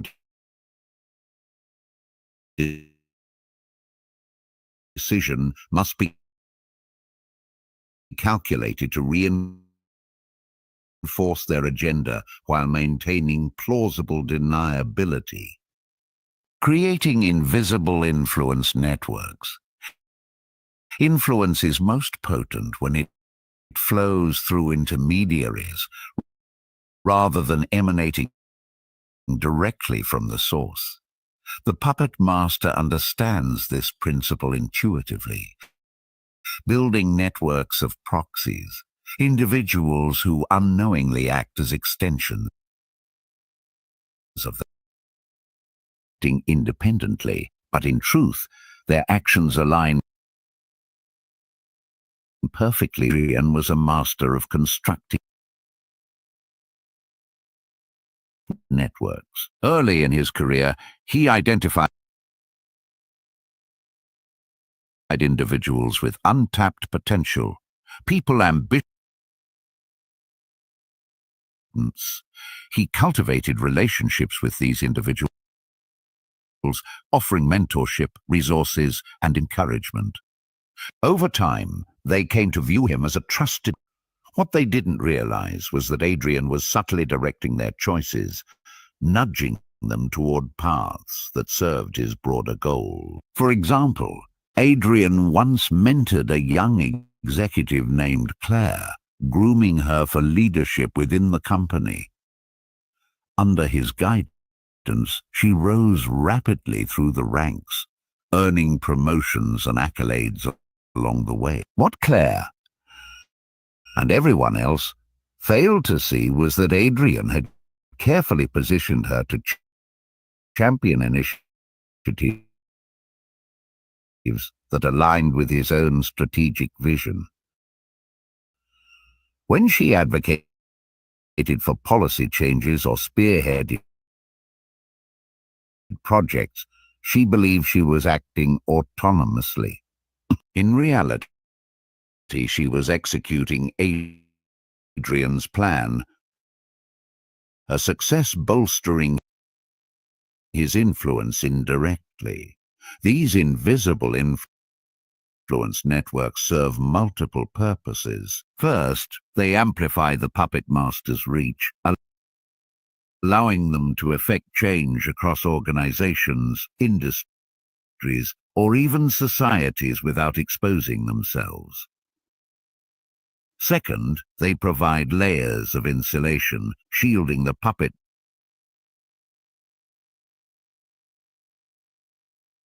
master from scrutiny or blame if things go awry. And third, they create a sense, convincing them that their achievements are entirely their own. A belief that deepens their commitment to the cause.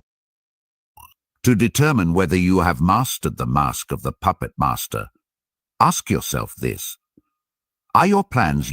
Do people marvel at your ability to stay ahead of the curve, even as they struggle to keep up, whose moves are impossible to counter? If the answer is yes, then you have successfully embraced the art of invisible influence. But mastery of this mask requires constant vigilance. Influence networks are fragile constructs, susceptible to disruption if mismanaged. The puppet master must maintain careful oversight, monitoring relationships and adjusting strategies as needed to ensure alignment with their goals. Moreover, avoid falling into the trap of arrogance. Confidence is essential, but hubris blinds even the sharpest minds. The most effective puppet masters surround themselves with trusted advisors, seeking counsel when needed and remaining open to alternative perspectives. They know that even the best-laid plans can falter without proper feedback and refinement. A final word: the puppet master teaches us that power does not reside in visibility, but in invisibility. To don this mask is to embrace the paradox of control, that in remaining unseen, you wield the greatest influence. Are you ready to step into this role?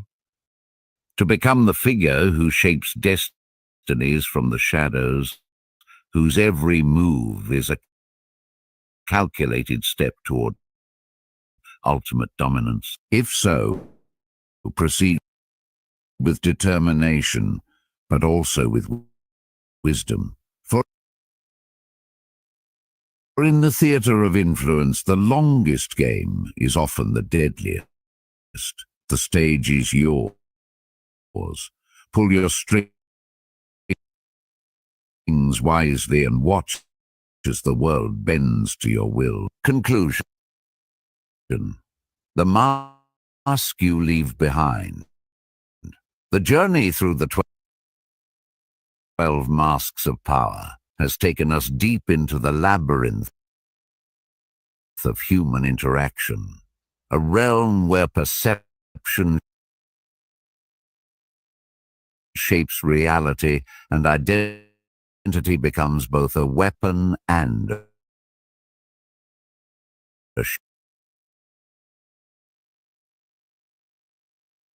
shield. We've explored personas that command admiration,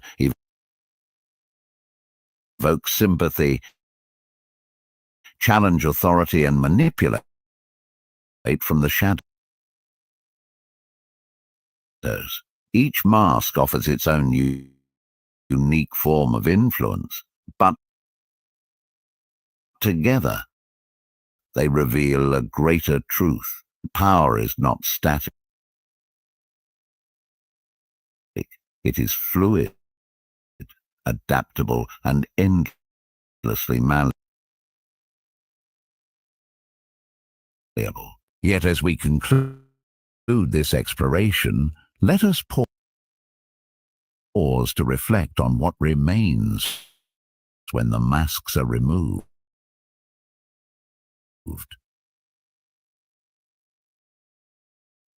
Who are you beneath the layers of strategy, calculation, and performance? What essence lingers after the curtain falls and the audience disperses? Let me leave you with one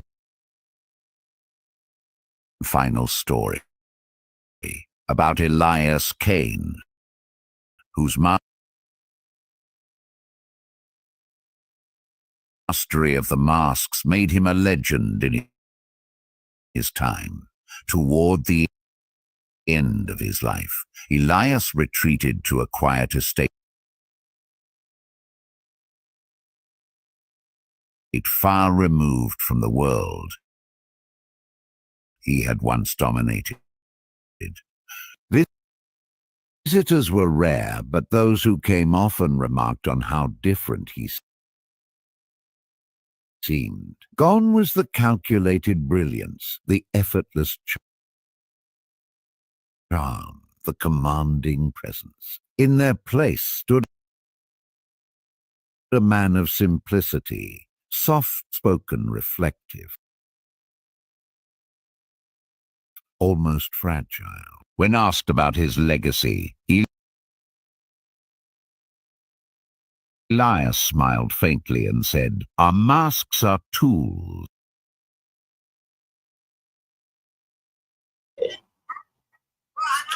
Nothing more. They serve their purpose, but they cannot define you. If you wear them too long, they harden into prisons. True power lies not in becoming anyone. It lies in remembering who you are." These words echo across the ages.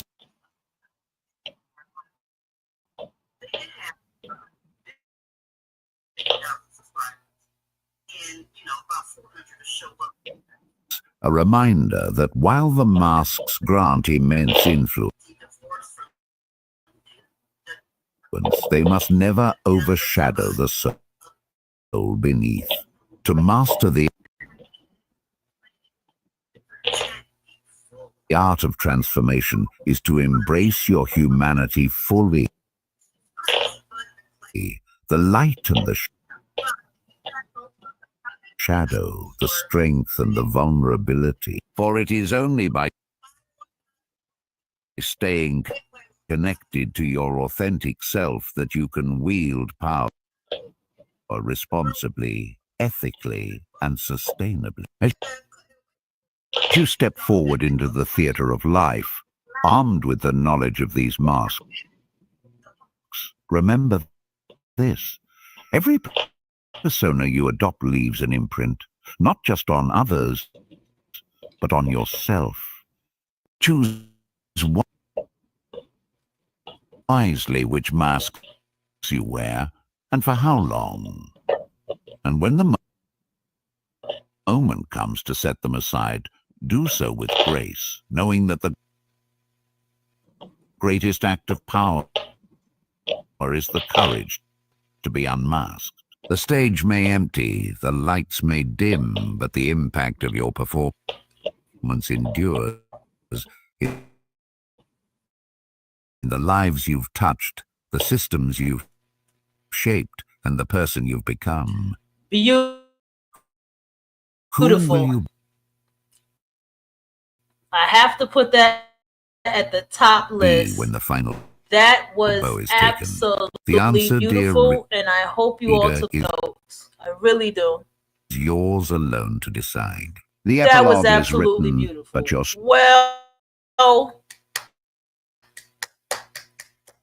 round of applause. I really enjoyed that continues. one.